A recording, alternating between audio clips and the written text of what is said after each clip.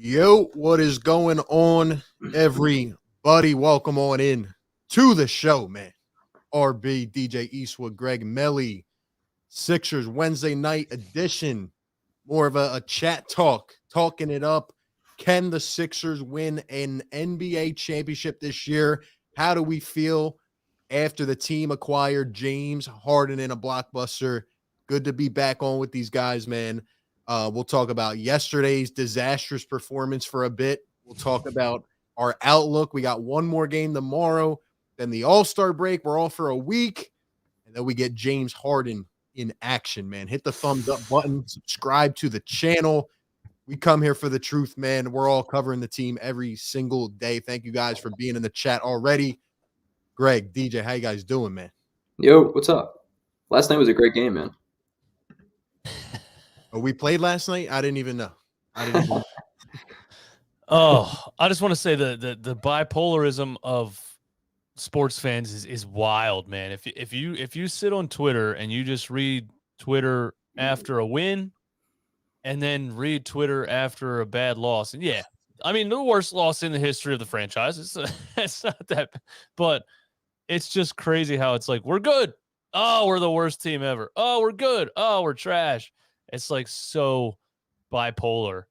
That game was just ridiculous. I mean, if I didn't have this YouTube channel, I would have turned it off before halftime. Yeah, easily. It's so back and forth, man. It's like, how come every loss has to feel like we're restarting the process? But yeah, every win, it's like we're going to the NBA championship. It's like so much back and forth. We are allowed to lose a game in miserable fashion. In fact, as bad as it may sound, I'll argue I'm happy that it happened yesterday and not next Friday when James Harden's on the court, because imagine the reaction at that point. Imagine if we lost by 50 with James Harden on the floor somehow, because once in a while you have these terrible games, okay? I mean, the Celtics were not going to miss a shot last night. They almost broke their franchise record. Jaylen Brown got double teamed before halftime, double coverage, and shoots a high arcing three. Jason Tatum faded out of bounds. You got some dude named Broderick, whatever the hell that guy's name was, knocking down threes. I'm like, who is this guy? Everybody was hitting for the Celtics. And yeah, no more ringing the bell either. No players, no celebrities, no great people. Yeah, let's cut that out. Yeah. Yeah, no more cool people. Nah. James Harden had to sit there on the sideline and watch these boys get devoured by the Celtics. It was not fun. Yeah, and my mom was like, "What the hell is he wearing?" And I was like, "Mom, meet James Harden, okay? You're gonna be saying that for a while if you're wondering right now." Yeah, and it's probably a $10,000 suit too. And I want to get Greg's take, but one thing I will say though, where were all these people that were just up in arms, right? Where were they last game when we played the number 3 defense in the league that had 2 athletic bigs on the floor at one time, and Joel Embiid had a 40-point triple-double? I could care less. I'm not even listening to it. Amen. I think it's funny. I mean, you guys, just to bounce off what you said, it's so funny to hear people immediately remove Embiid from an MVP conversation because he had one bad game. I mean, yeah, dude didn't have the best game of his career.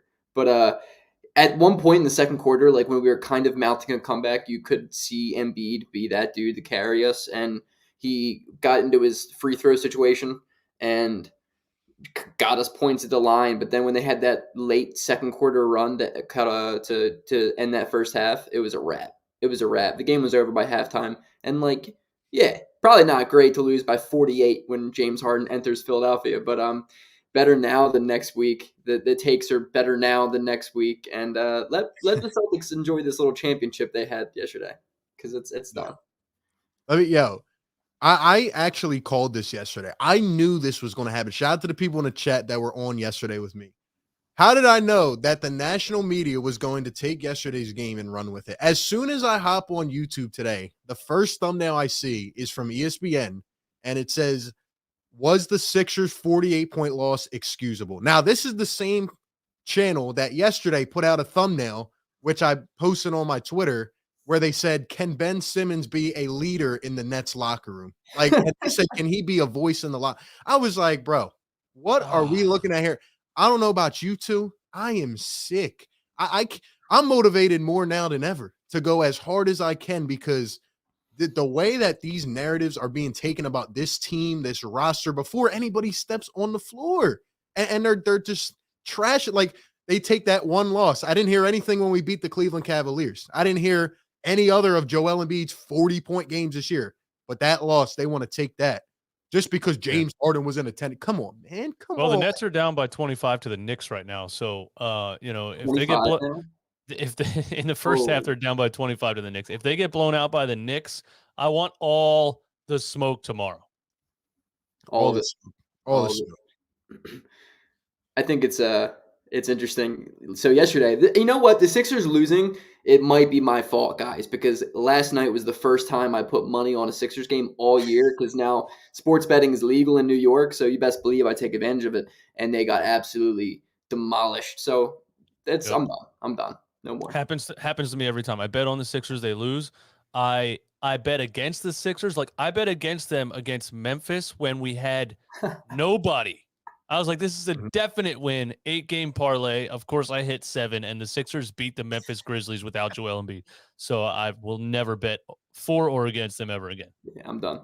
Yeah, I can't bet for my team. It always works out bad. Someone in the chat said the Celtics are losing right now to the Pistons. So shout out to the Celtics. Would love I to want all the smoke, man. on all their takes. They were heavy. They were heavy in the chats last night. But it's just a part of the business. Listen, when it gets to the point where Jaylen Brown is bringing the ball across half court and there's no offense run, he's just they set a screen and he didn't even get close to the screen. He just shot the ball. I'm like, okay, this is just literally Steph Curry at this point. So the game's over. Forget it. It was also a straight disaster class from yours truly, Tobias Harris. James has got to be really excited to get to play with him. Dude, Man. everybody, like it last night, Matisse Thybulle and Danny Green probably had a combined 11 wide open shots. I'm talking about it got so bad where the defense they were looking at Matisse and they were just turning their backs. Like they weren't even taking a step. And I think he went 0 for 6. He was wide open, probably on 5 of those shots. He was 0 for 6, like, It's like, come on, man. Come on. Toby didn't even shoot a 3. Imagine being down 48 points and not putting up threes. Bro, if I'm down 48, you best believe I'm going to shoot the ball 17 times from beyond the arc. That's the thing about him. He can't get an open shot, and I give the Celtics credit. They were playing good defense. And when a team plays defense like that and there's no James Harden on the floor to make the defense move and it's just passing the ball around the perimeter, ISO ball, Tobias Harris isn't even going to get a shot off. He had 7 shot attempts in 38 minutes. It's really tough, too, when the Sixers go up against a true stretch 5 because Embiid has to play the perimeter. And then Embiid literally has to help on every single drive to the basket because of our defense, and perimeter defense just constantly gets burnt. Like Tobias Harris is so slow that like Embiid has to help him out every single time. And then when they have a stretch 5, Embiid's just going to be a step too late and it's going to be an easy bucket. But against teams like Cleveland where they just have interior dudes, Embiid can just chill and put up a dominant game. So that is honestly the only thing I took away from that game last night was like, yeah, dude, it was a bad game. Whatever, we lose by 48, it happens. I would have rather lost by 20, but 48, it happens. But the fact that the stretch 5 could be a little bit of concern when it comes to playoff time, but maybe not. Yeah, definitely a good point. Shout out to On Demand with the $5 super chat. Unfortunately, this year we're still shorthanded, but next year I'm sure still hopeful for this year. We're definitely going to get to that. Appreciate the take. 2 other things real quick to end off on last night's game. Number 1, it took a 47-point deficit for Doc Rivers to put Isaiah Joe in the ball game. You just can't make it up at this point. I just don't understand. The other thing that I wanted to point out was I thought Paul Millsap played pretty well. He had 9 points in 5 minutes. He was hounding those rebounds. We had the double Paul lineup going, Paul Reed, Paul Millsap. I was screaming, play All the patrol. kids. Paul Millsap didn't look too shabby. You know what I mean? So, hey, maybe he's going to crack the rotation. But now that he played good, maybe Doc Rivers says, you know what, Paul, we're going to need – like he almost didn't even put him in the game. And Paul Millsap, he just came in and started eating on the glass. What did you guys think about Paul Millsap? Yeah, I'm glad Doc threw him in there. To see what he has. I thought he was almost just a buyout kind of guy thrown into a trade. I didn't even know he was on the Brooklyn Nets. I found it out a couple days before when it said Paul Millsap might retire. And I was like, Paul Millsap's still in the league? I didn't even know. So I just assumed he was a buyout kind of guy or a wave, whatever. So to see that he still has something left, he's 37, I think. Yep. But he's always played like not a very above the rim athletic kind of game, low center of gravity, has a decent, mid range jump shot and hit 2 threes last night, if I'm not mistaken. So, Yeah. The guy might be able to play for a couple of years. That's why he's been able to stay in the league for so long. He's never been extremely reliable on his athleticism. So, I mean, he's a really good passer. He, at least in Denver, was a decent facilitator, kind of like Drummond has been for us this year before we traded him. But, dude, that was the first time Paul Millsap touched an NBA court since 2021. Dude hasn't played since the new year. For him to come out, the definition of cold like that, I feel really happy for him because I think he may have just saved himself a job, and that's awesome. Good for Paw Patrol with Paul Reed and Paul Millsap. Paw Patrol, nice. I love it. I love it, man. Connor with the $5 donation says the media has been saying there's more pressure on Harden than Doc. Stephen A. Smith even said Philly isn't talking about Doc. Couldn't be more wrong. See, that's the thing, man. At the national stage, like I've heard about 4 different analysts at this point go back and forth on their own points, and I gotta come down to earth and realize like this is gonna be an everyday type of thing because not only do we have Joel Embiid, not only do they hate Philadelphia, now we have James Harden, which is another easy attack on the media's part. Right now, they're going to be on top of it. Like I said, anything the Sixers do right now is going to be speculated at because it's easy. It's easy clicks. It's easy, popularity. Here's where the 360 on 2-5 happened with the mainstream media. The mainstream media, and I thought Stephen A. Smith actually addressed it, and I was shocked because for the most part, the mainstream media wants to be as politically correct as possible, PC. They want to avoid touchy subjects, right? So as soon as Ben claimed mental health, they were going to be on his side no matter what, and it worked for the most part. Stephen A. Smith actually pointed out the fact that it's BS and he's lying. And I was shocked that he was saying that on ESPN, but there's so many other analysts that, just defended him because it's like, yes, we should be more supportive. And maybe people shouldn't be saying these mean things when you guys were saying the mean things 6 months ago. And now you're on that side. So it's really just, it's a political thing with ESPN, and it's just, narratives, and it's basically a scripted TV show at this point. It's a soap opera. It's been that way for years, man. It's not real. Ever since they lost their really good cast, ESPN's been whack. I mean, I don't even watch it. I mean, I saw the Stephen A. Smith comments on the Ben Simmons thing. I was super surprised by that, first of all, because Stephen A. is like all of a sudden a huge Ben Simmons fan, but him to come out and say that he was lying, I was like, hell yeah, Stephen A. Welcome to the first right thing you've said. He's like, you just couldn't. He's like, you said your decision had nothing to do with any players or coaches or the fans. And your mental health had nothing to do with the Sixers organization or the fans or anything. Then why did you ask for a trade? He's like, we have mental health professionals here. If you had a mental health issue that you couldn't get on the court, then you would have just went and dealt with your mental health. Why would you ask for a trade unless it had to do with the fans and the organization? So just tell us what it is. So Stephen A. said it right on ESPN. So here's my issue with Stephen A. though. Like, and as a guy that I've looked up to before, like I agree 100%. Everything is scripted, right? How can Stephen A. go from being the guy that says this Sixers team and Daryl Morey are committing a crime? Those were his words. Because we were not making a trade and holding the man hostage. And then he comes out after the trade and says, oh, well, this is the worst day of Daryl Morey's career. Oh, like this was the guy advocating. I remember him saying clear as day, Damian Lillard needs to request a trade to either Philly or New York. Like he was like, you need another star alongside Joel Embiid. And now that we get James Harden, it's like, oh, well, you made the Nets so much better. Isn't Stephen A. on record saying that Kyrie's going to be a downfall of the team? Like it doesn't add up. And I can't take it anymore. I'm more motivated than ever. Every media station is just going to attack the Sixers. And you know what? Great. Let them attack us. Do whatever you got to do because this team's going to turn some heads, man. And it's hilarious to me. You put 3 of the most egotistical maniacs in the NBA on the same team. It wasn't going to work from the jump.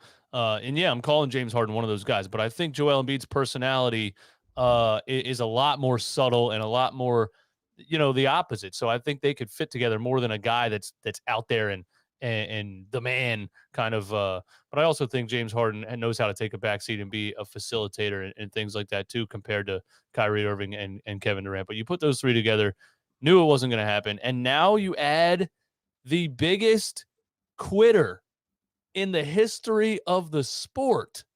Yeah. And it's not even like he can come up with a legitimate reason that he quit. He can't even tell you what it was. So why does anyone have any faith that he's going to go there and do something amazing? It doesn't make any sense. I think the Just situation. a quick point on that real quick. Like, I don't know if you guys peeped yesterday. Literally the only thing I need to take away from those press conferences yesterday, not to like harp on it, right?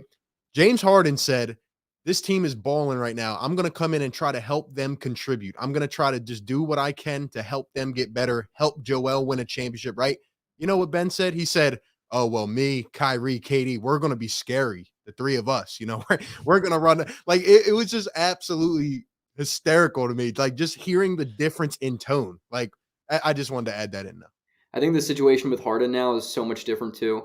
Like, he has so much more to prove than Ben Simmons does, because we noticed yesterday that Ben Simmons literally has not changed, man. He called himself a team player. Bro, you don't understand what that means. Like, you don't. Just because you get 8 assists a game doesn't make you a team player. It makes you a decent passer. But James Harden, like, it might be the most hated guy. Somehow people might hate Harden more than Ben Simmons in the public eye right now. And I think Harden knows that this is more of a last opportunity for him before he turns into a Russell Westbrook type of guy who is just an overly usage rate dude. And I think Harden is like very aware of his situation right now, that I think super egotistical human being, but he's also a very aware human being of the chance that he now has. He's finally with Morey. He finally has Embiid, the best big man of his career. Like, there's no more excuses. There's no more excuses. Like, it's much different than I think the Ben Simmons situation.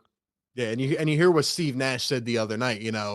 Ben does 1,000 things great on the floor. We don't need him to shoot. I mean, Beautiful. I'm telling you, it's not going to happen. He's going to come out. It started already. That's great, man. It's unreal, man. Like, anyway, we could go on and on, man. Shout out to Daniel with the $5 super chat. I hope the report about Harden might take less money to get another superstar with him, and Joe is true. Trade Toby for a bag of chips and get a number 3. Don't know what you guys think about that. I'm willing to see how it plays out first. I just want to see like how the roles go. Like, I truly do feel, obviously Tobias has been struggling, but I do feel like he'll be better, more optimized with James Harden being like that second guy. But hey, if it doesn't work, like, I'm open to any possibilities. What are your guys' thoughts on all this D'Antoni rumors that this might just be Doc's last year?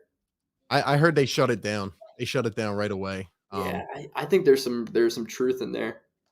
I think, low key, bro, I think Morey just wants to recreate the Rockets in Philadelphia, and I'm like, hold off, dude, hold off. I don't see any validity to D'Antoni. I just don't see it. I don't see them trying to recreate that, especially with Joel Embiid on the roster. Yeah, they Morey and D'Antoni collectively traded away Capella to go the smallest ball of all time in NBA history. They started running Robert Covington at center. They were full on analytics. Let's go small ball. Let's shoot more 3-pointers than anybody else, because if you shoot more at a decent percentage, you score more points. And they realized, like, it was that era of everybody trying to be the Warriors, and we're finally realizing nobody's going to be the Warriors ever again. It's never going to happen again. Just play basketball, build your basketball team. Yeah, exactly. And I think they're going to give Doc a shot here and see what he can do. Now, if he comes up short again, then, you definitely have talks where, you're definitely open to ideas. But for now, that's another guy they put on a pedestal. I mean, they think Doc is like, the greatest coach ever. So, I mean, we'll see what happens. Like I told y'all before the trade, man, we sat up on this roundtable. I said, yo, if we get James Harden, no more excuses, man. No more, like, you produce, or might be that time, Doc. Might be that time, man. No more second round exits. No more 3-1 blown leads, man. Come on. James said he's one of the best. He's one of the best ever. So yeah, see what happens, man. Sean with the $5 donation. Appreciate you, Sean. Says, we're the bad guys now. I love it. Need to channel the 2017 Eagles energy and run with it. You already know, man. We are the public enemy now, and I'm ready for all of it. We are going to be one of the most toxic teams to play. Like we are now a Miami Heat in my mind. Because like, when you play the Sixers, Embiid and Harden are going to the line a combined 30 times. Like I'm ready for it too. Give us. I saw someone tweet the other day. Oh, playing the Sixers might result in 4-hour games. Fine. Send us to the line, man. Send us to the line. Let Joel, James, all of it, man. I'm ready. Yeah.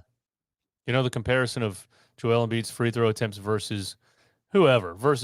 I'm like, dude, he's constantly going hard to the rim against 3 guys in the paint. It's not random. That's Yeah, I why mean, he gets fouled more.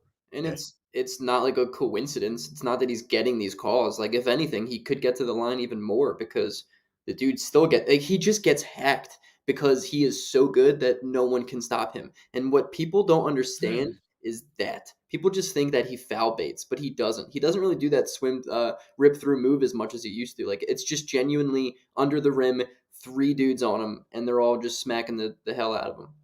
Yeah, I will say they don't give him the calls that he was getting last year. You know, he was getting so many of those sweep throughs and just pump fakes and like falling over on the jump shot. He doesn't even get those anymore. So the fact that he's still getting to the line this much just is he adapted and he's playing bully ball under the rim.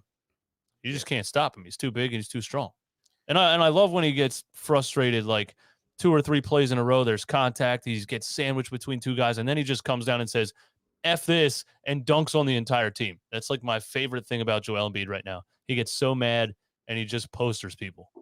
Yeah. And I think back to one of the points that you guys made earlier is like you throw James Harden on the floor, like it's not like Harden has to exert all of his energy. It's not like you're going to him 40 possessions a game and he's just ISO for 20 seconds off the shot clock. Like another thing about Harden is, he is so underrated as a facilitator, man. Like, I mean, his no look dimes, like he's a guy to me that sees the entire floor, even though he doesn't look all over the floor. Like he just sees everything at one time. And like the post entry passes are going to be very crisp. I another guy I actually think could improve. Tell me if I'm crazy or not, but like Danny Green might get a lot more looks now. Like Danny's going to get some wide open looks 100%. that I feel like have not been there because Tobias Harris can't create on the perimeter. Tyrese Maxey doesn't touch the ball enough. Like Danny Green's going to get some wide open looks. I don't know, man. I feel like he's going to have an overall solid impact on the team having Harden on the floor.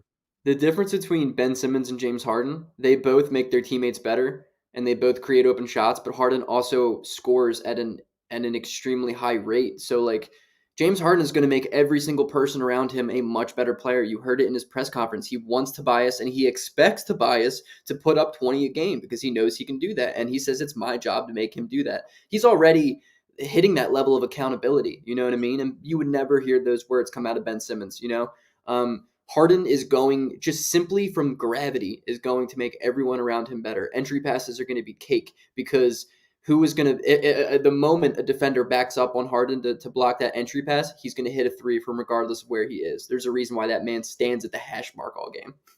Yeah. I was just going to say he's going to give Tobias Harris and Danny Green what they got from 2-5. Plus he will shoot the ball from the perimeter. So it's that times 10. It's going to be that and so much more beneficial because you can't back up and go double team somebody. You have to guard the guy with the ball. Yeah. What do you guys think is going to happen with Tyrese Maxey?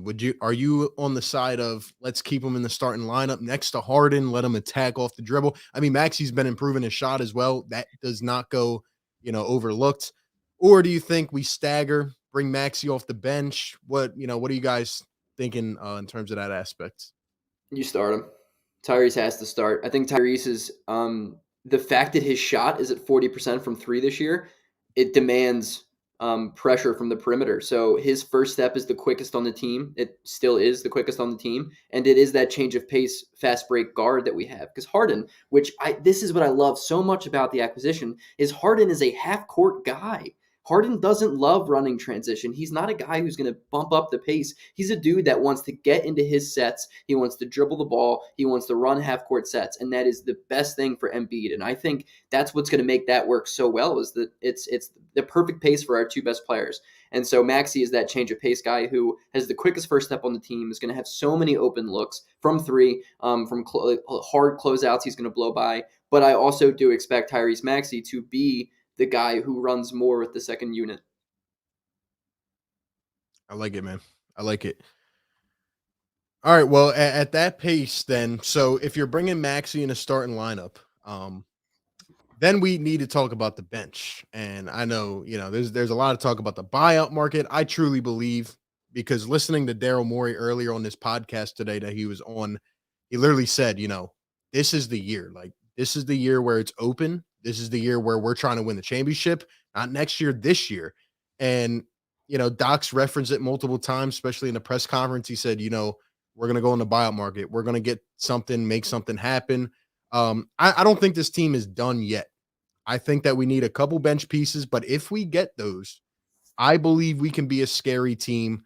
What is your guys' take on the bench? What do we need to address? Who's a solid for you? Who's an iffy? Like, what do you guys think, man? Yeah, I think, man, I think Harden's going to make a lot of people look a lot better than they did last night. But I think it's with this bench, it's still up to Doc to stagger lineups and try not to leave 5 guys out there that can't do anything with a basketball. So you're still putting faith in Doc Rivers, even with adding James Harden to the roster. Like, if I had to guess, if we don't get anyone in a buyout, I don't see this team surviving deep into the playoffs with Korkmaz and Shake Milton and players of that level. I just think you need a Gary Harris type of player. You need a maybe a Tristan Thompson type of player. But yeah, I like you guys are saying in the chat, 3-and-D preferably. But you just need athletes that can play basketball, that can dribble, pass, and shoot, man. When the shot clock's running down, they have the ball in their hands. You got, we say it all the time, we're too one-dimensional. We got George Niang, Matisse Thybulle, Danny Green. How many players can we name? Furkan Korkmaz, he can dribble a little bit, but how many players can we name that just they either shoot threes, they either make threes or they miss threes, and that's basically it. You need combo players. I think If you want we can all agree that the gig is up on Furkan Korkmaz, right? Are there any Furkan fans left? Doc Rivers. Romp. Doc Rivers and Romp. That's it. Furkan's a nice guy, man. He's a really good dude, but it's time. It's time to realize here that now that we are, we'll get to this in a little bit, but let's just say in the realm of championship contention, now we're talking about this team like, okay, they're on that level. Like, we got to give it up, guys. That's another thing. We cannot sit here and overvalue anybody anymore, okay? Because if we would have brought in, I don't know, just some role player, right? Everybody would have said he's the next coming of Jesus, okay? No, we got James Harden now.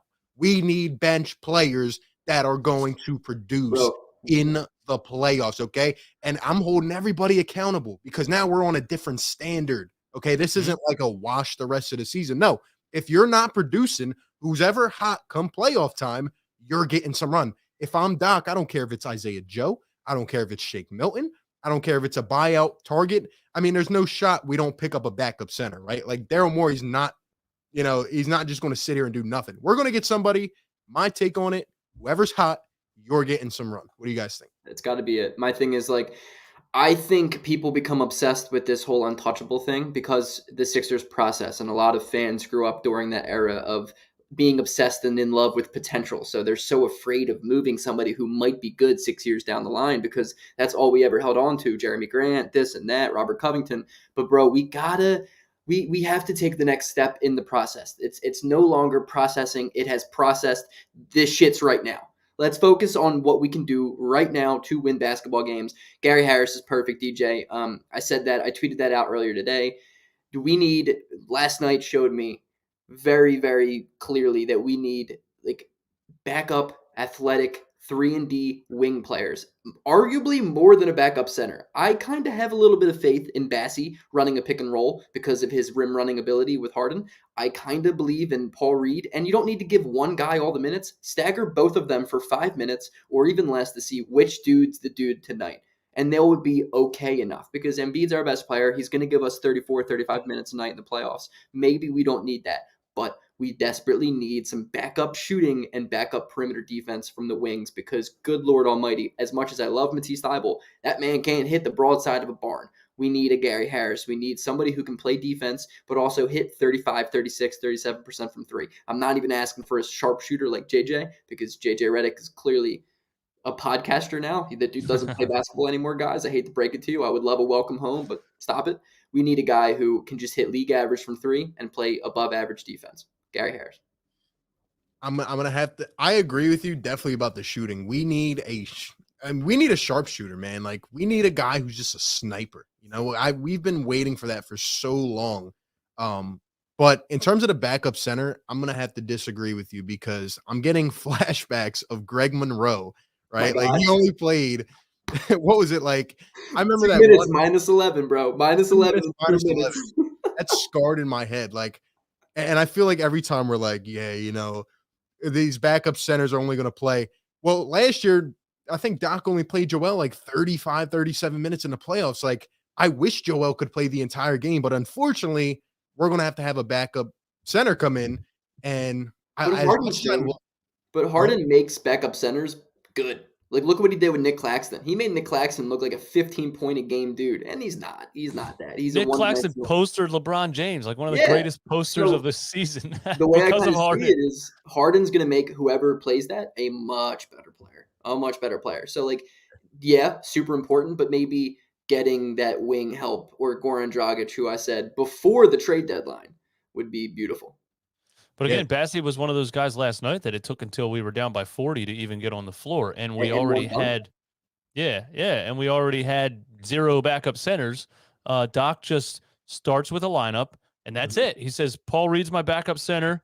That's it for the whole game. Then we're down 40. Okay, we'll throw Bassey in there. We'll throw Paul Millsap in there. Like, why can't you experiment when you're down 27 in the first half? That's terrible, man. That drives me up a wall.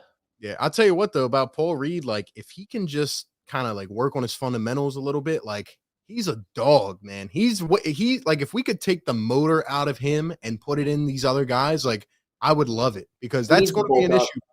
It's going to be an issue, man. Paul Reed's thing is he's just not strong enough. He gets tossed around in the paint sometimes. Like, he's athletic and he's got that energy, but he needs to bulk up. It's Isaiah Joe's problem too. They just need to get stronger. It comes with age. Look at Embiid, man.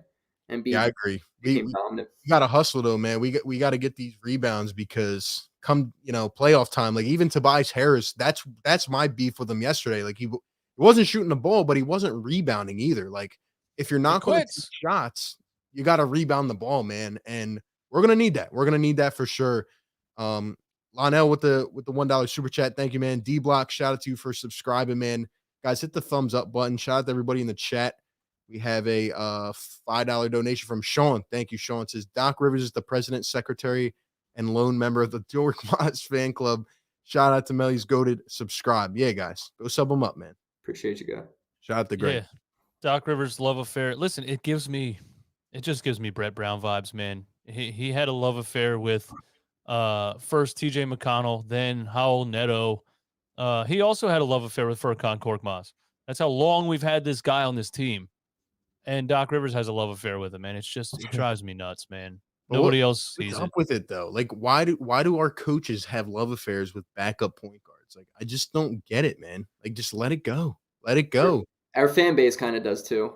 I never was a fan of TJ McConnell. Everybody was obsessed with that dude. I was like, all right, he gets you one steal a game on the other side of the court and gets a layup. But bro, he's getting burnt every time on defense. Every time.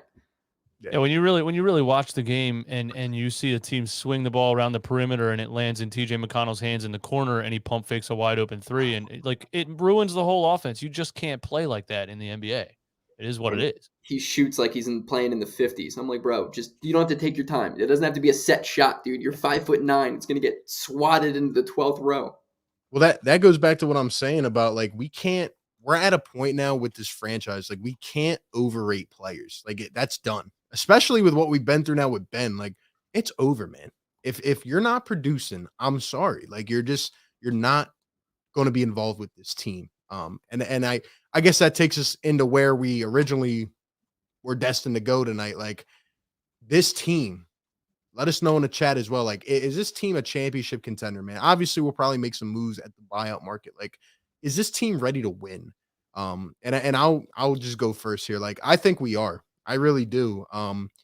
I said before the deadline, if we get a guy that can score 20 to 25 a night, and if we can get a couple bench supplemental pieces, like, this team's in the running, because the East is wide open. Now you got James Harden and Joel Embiid. Not even just like, people can say, oh, he's having a down year. He's averaging 23. Okay. James Harden might average 27 here. That's how like good I believe he can be. But it's just that threat of James Harden and Joel Embiid. Like, you have two stars. You're going into the playoffs full caliber. Now we still have issues, but like, it's really going to be hard to stop them two, along with Tyrese Maxey, along with Tobias in a tertiary role, along with other shooters. And if we get our bench evened out, I think we got a shot. We got a shot as good as anybody. I'm not saying we're the favorite, but we definitely have a shot. What do you guys think? Hell yeah. Hell yeah. I believe in it. Like you said, man, we're not done yet. We didn't think we were done yet when we made that Harden deal. We need some bench depth, but the beauty in the playoffs, guys, is you don't run 11-man rotations, though Doc Rivers did in Game 7. But he did the whole playoffs. Man, the playoffs come, it becomes a much slower game. It becomes a much more defensive game. And when it comes to the half court, who runs the slowest offense in the NBA? The Sixers are top 5 in that. I think the Sixers are kind of built for the playoffs, and people give Harden so much crap for his playoff career, but bro is averaging like 33, 8, and 6 since 2014 in the playoffs. I don't know what the hell you guys are looking at. Yeah, he's had some rough games against the greatest team of all time in Game 7 without his second best player, but Harden is still a great performer. He's been there, he's done that, and he wants to win more than anybody. Next to his running mate, who is a better player than the guy. The Sixers have the talent. The Sixers starting 5 is good enough. Honestly, man, it takes one night from a dude off the bench like Niang to hit like 4 or 5 threes, and we win that game. It takes one night where Matisse has 6 steals, and we win that game. We have specialists who can change the course of a game, but I don't know if we can 100% rely on that. We need some veteran bench help from the buyout market, 100%. I like Cody Zeller. Dude's athletic. He's 7 feet tall and he dunks. Tristan Thompson, like DJ said. Unless we want to go Gary Harris, Goran Dragic, Eric Gordon if he gets bought out. There are dudes that are veterans that want to win, that haven't won, and Philadelphia could be the best chance that they get. Also, who's guarding Embiid in the 7-game series? Bro, you think you're going to stop that man from putting up 40 on you at least twice? Stop it. Yeah, seriously. I like that you pointed out that teams don't run 11-man lineups in the playoffs, and they shouldn't. And we had a lot of conversations last year about what's the playoff rotation going to be. And then Series 1, we saw a 5-man bench lineup in the third quarter of a playoff game. And so, I'm going to root for this team all the way to the end. But if I had to give an honest answer of what's going to happen, Doc Rivers is going to take us down, and then he's going to get fired, and then we can move forward. He's on the bench lineup. It's going to happen. There's going to be way too many Furkan Korkmaz minutes. Daryl Morey is going to need to save this team from Doc Rivers at some point, because I just have absolutely zero faith in the guy to be creative at all, to even know what he's doing with the players and the lineups that he puts out there. But if we strengthen our bench a little bit, James Harden and Joel Embiid on the same team. And I think we're obviously overreacting to last night's game. We haven't seen what it looks like with James Harden yet. It could be absolutely unstoppable. We could be totally underestimating what it could look like with James Harden at the top of the key and Joel Embiid in the middle.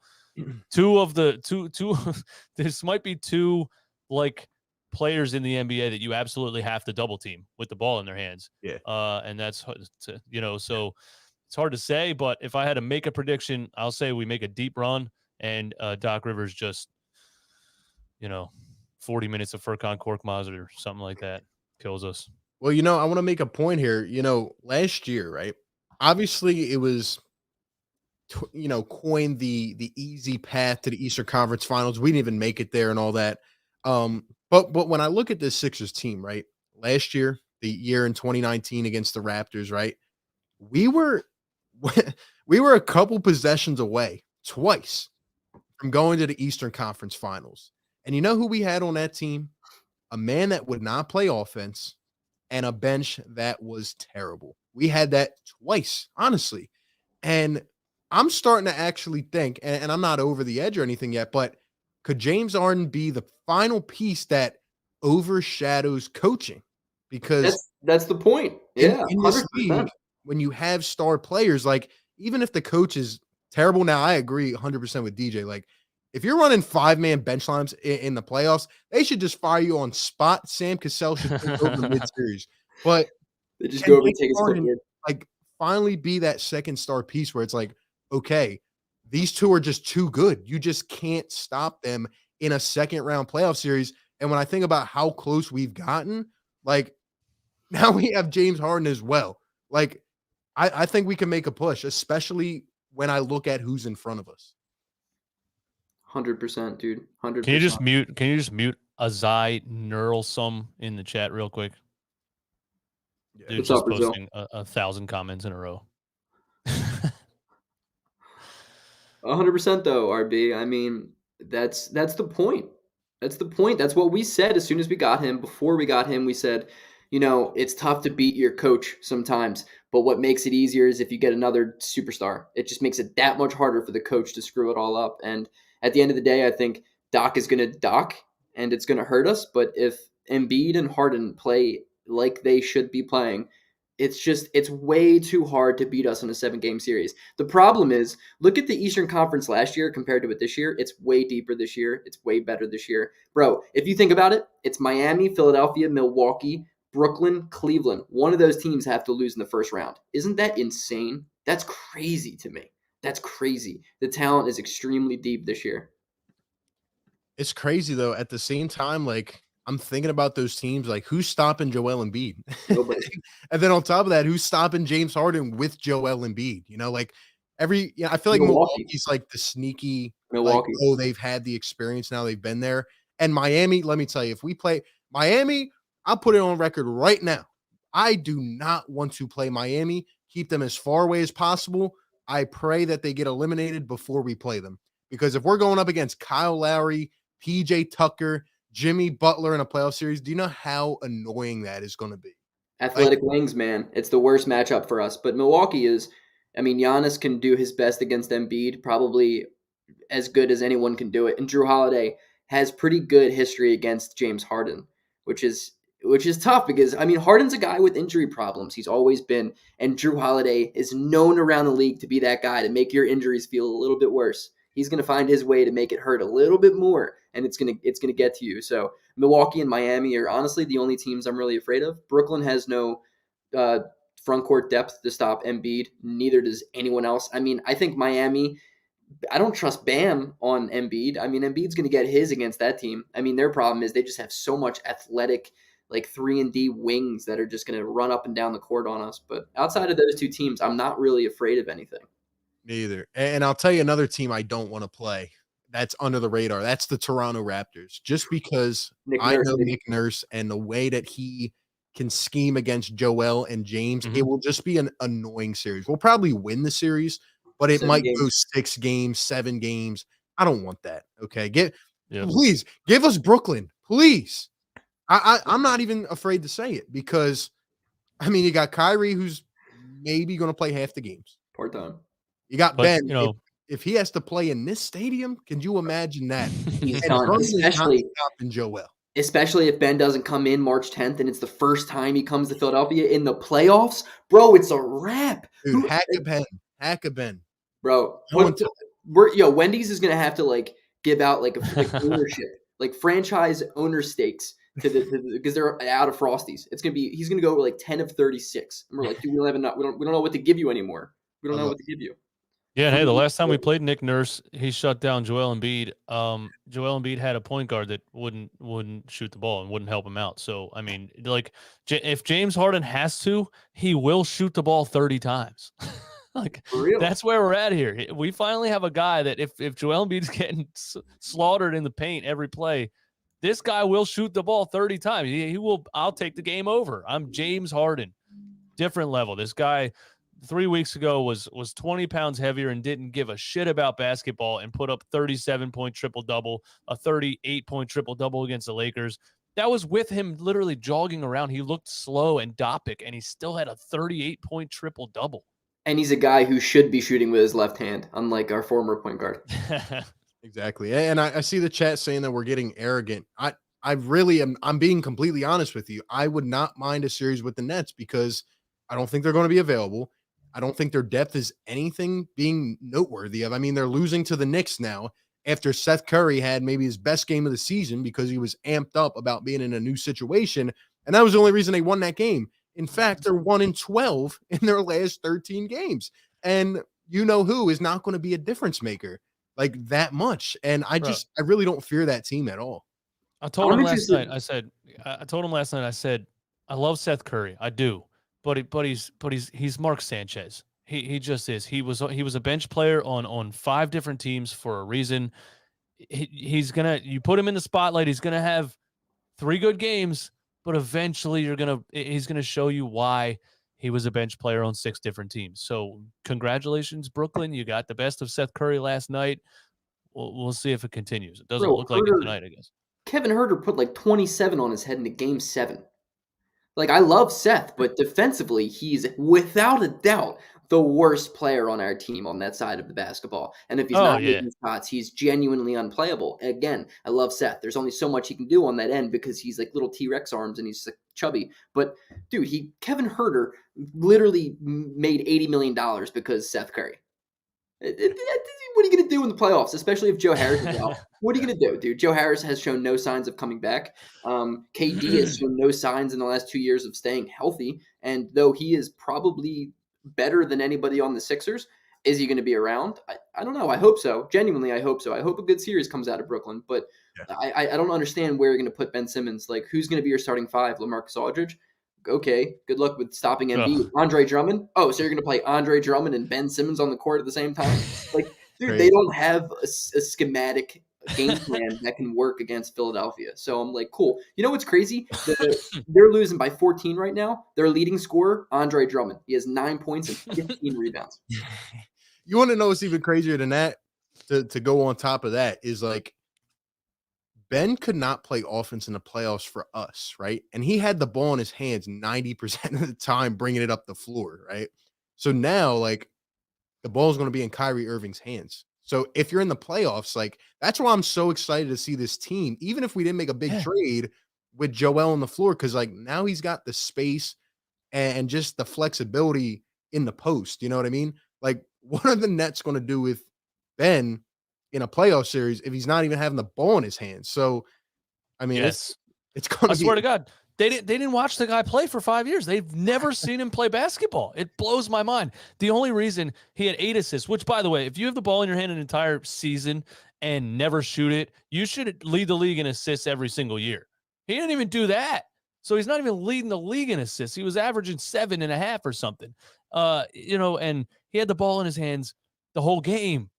Yeah. And as soon as they put a player on the floor and took the ball out of his hands, he stood in the corner and did nothing. So the Brooklyn Nets just added a player who in the half court is going to stand in the corner and do nothing.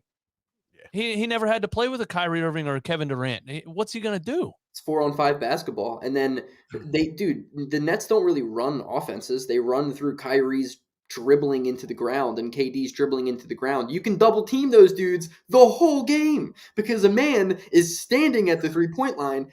God willing, will never shoot that basketball. And you know what's the best part? Bro, give it to him and let Ben shoot that, because the moment he shoots it and it misses and Philly erupts, he's not going to do that ever again in his life, man. That's how fragile he is when it comes to the game of basketball. Like, Ben Simmons is really hard to play with when he's your point guard, and he might even be harder when he's not your point guard on offense. When he's playing dunker spot, Embiid's going to dominate him. Like, there's nothing Simmons, unless he's constantly cutting and putting an effort in which I don't think I've ever seen. I don't know what is he going to do? Low post pick and rolls with LaMarcus Aldridge? They were saying on ESPN that he couldn't pick and roll with the Sixers offense, but he's gonna pick and roll with this offense. They were saying that he would screen and he couldn't roll because Embiid was in the paint. So he's gonna screen and roll as the center, I guess, but he won't, like, he's not a high flyer. He's not going to jump over anybody. He's not going to go fight through contact. I just can't wait for them to find out what we're all talking about. They just think we randomly hate the guy. Like, we looked at a lineup and said, you know what? I'm happy, but I just feel like hating someone on my own basketball team. I picked this guy. It makes no sense. There's a clear, obvious reason to us They're going to find out, and I just can't wait. It's going to be crazy, man. It's going to be wild. Rick with the $5 donation. Depends on Doc if we win the chip. If we win, I will sing shares. If I could turn back time in the chat, sub to Greg Melly. He's good. Rick, shout out to you, man. Daniel with the $5 super chat. I hope we play Brooklyn in the playoffs.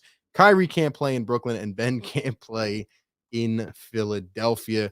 We got Philly fans in Florida with the $2 donation. I'm trying to get them all here in the chat. It says only one team can beat the Sixers. The Sixers. I love it. I can't disagree with that, man. I love it. And look, Embiid just got off a streak of what, like 25 straight 25-point games. Come on, man. Like nobody is stopping. Before we got James Harden, they had to double and triple Joe, and they still couldn't stop him. Like the Cavs had 2 athletic bigs, and he had a 40-point triple double, and he's just doing anything he wants on the floor. So now you got James Harden with that. It's gonna be a tough out, man. Yo, what about that viral video of Ben Simmons shooting threes from the corner? Dude, if you noticed, it wasn't even from this year. It was from last year when he was a Sixer. And like it's become viral within Brooklyn saying like, yo, look, he's working. I just saw it in the comments. I was like, bro, that didn't happen this year. That was last year when he was in Brooklyn. As you can see, the dude's passing it to him was Tobias Harris.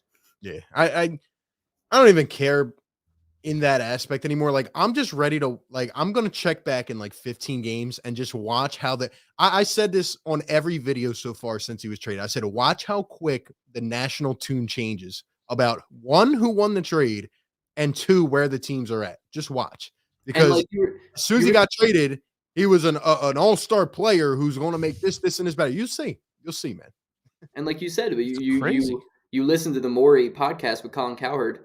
Bro, he talked about the first-round picks that he traded. Like, how are we possibly giving this man any shit for trading 2 first-round picks 10 years from now for a guy who is a top 15 player in the NBA?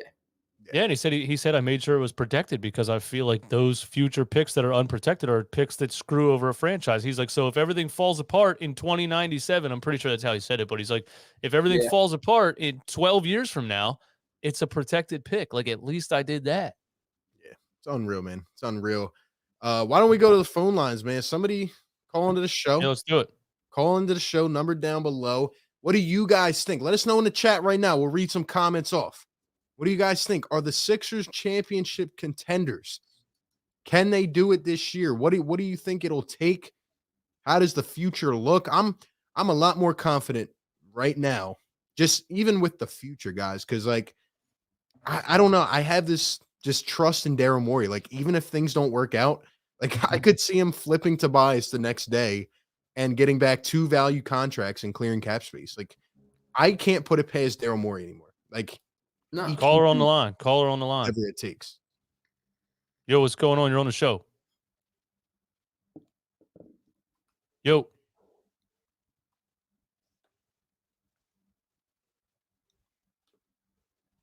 Good point. I switched to Google Voice, man, and now. Shout out to Roddy with the $5 donation. Says, I'm ready for Harden to come out with a vengeance. This media smear campaign will fuel his fire. Oh yeah, man, that's a great point. Hell yeah. Also, Steve Nash is a terrible coach. I would like to point that out. So Doc Rivers sucks, but somehow he might be better than Steve Nash.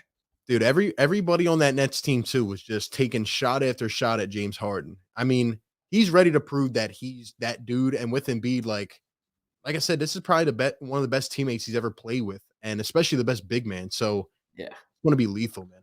Yo, you're on Run It Back Philly. Now, audio's not coming through, man. The audio's not coming through. The audio's not coming through in Google Voice. I have it. I have it on Bluetooth to.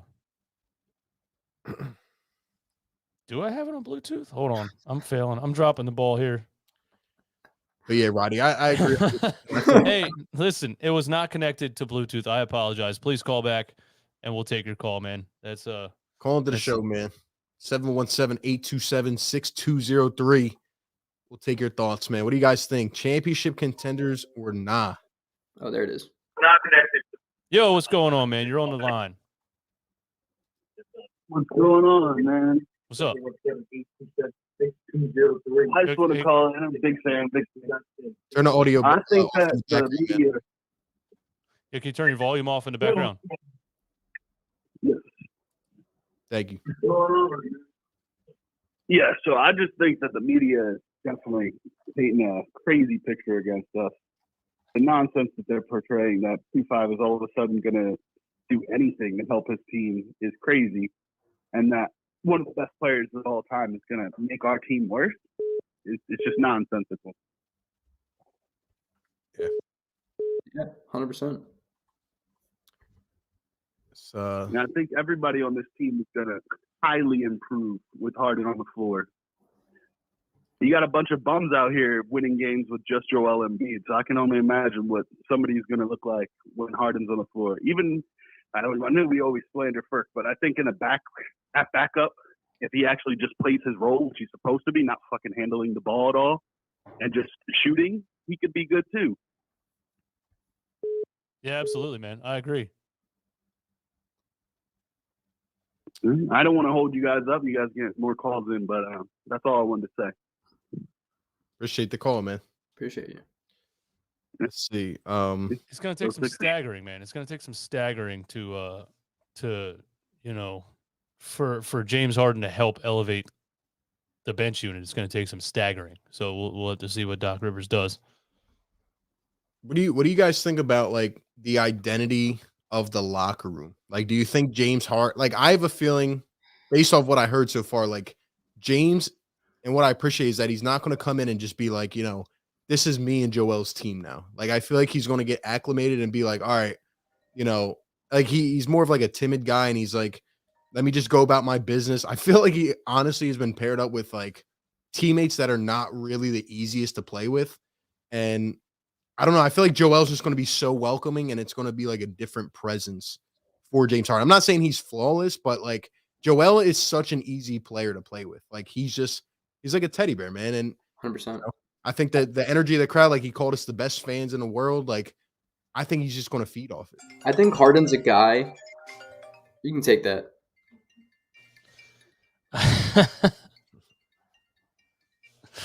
I got sounds going on all over the place, man. It's really annoying me. What's going on? You're on the show.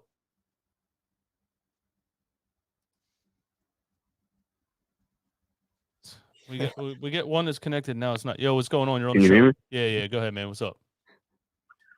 No, man, I'm just calling in. Ben Simmons, he will cry. He will cry.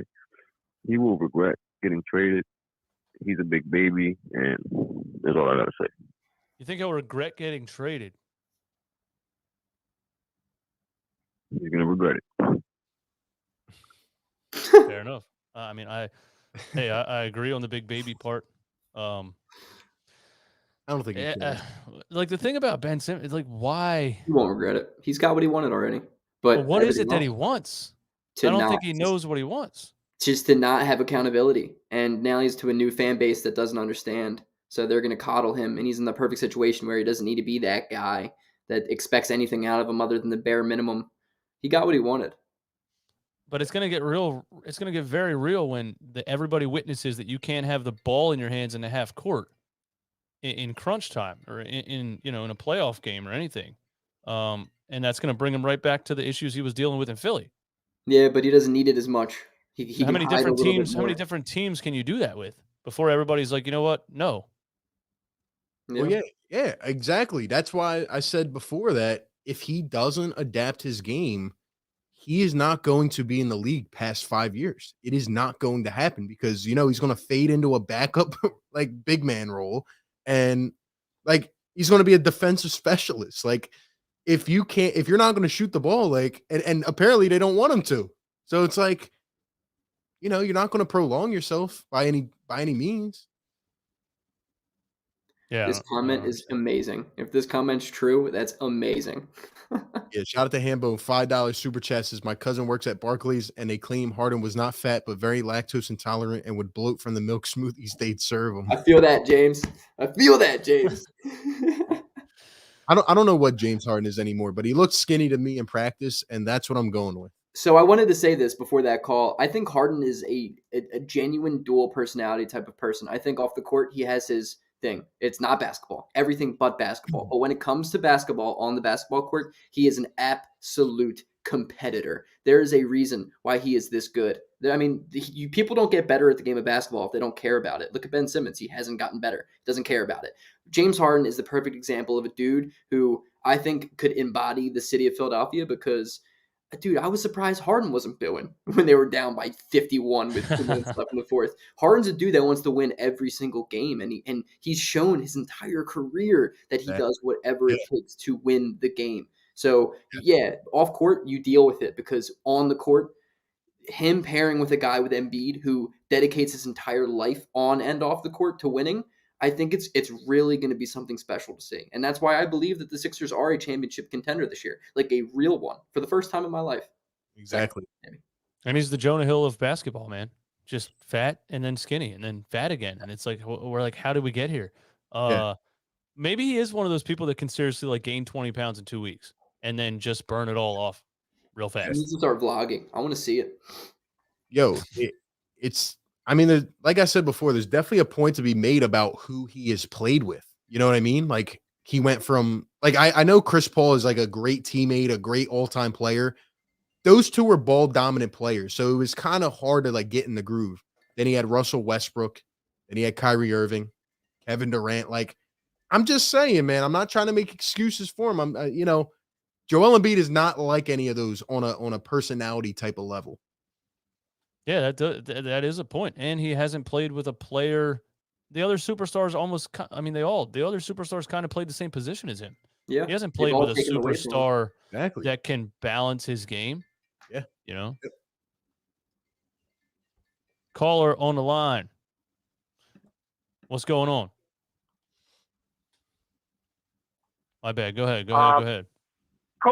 Kobe Bryant was someone who was admired by James Harden. He loved him. He respected him. Kobe Bryant said to James Harden, he said, "I'm not a fan of your style in terms of it winning championships."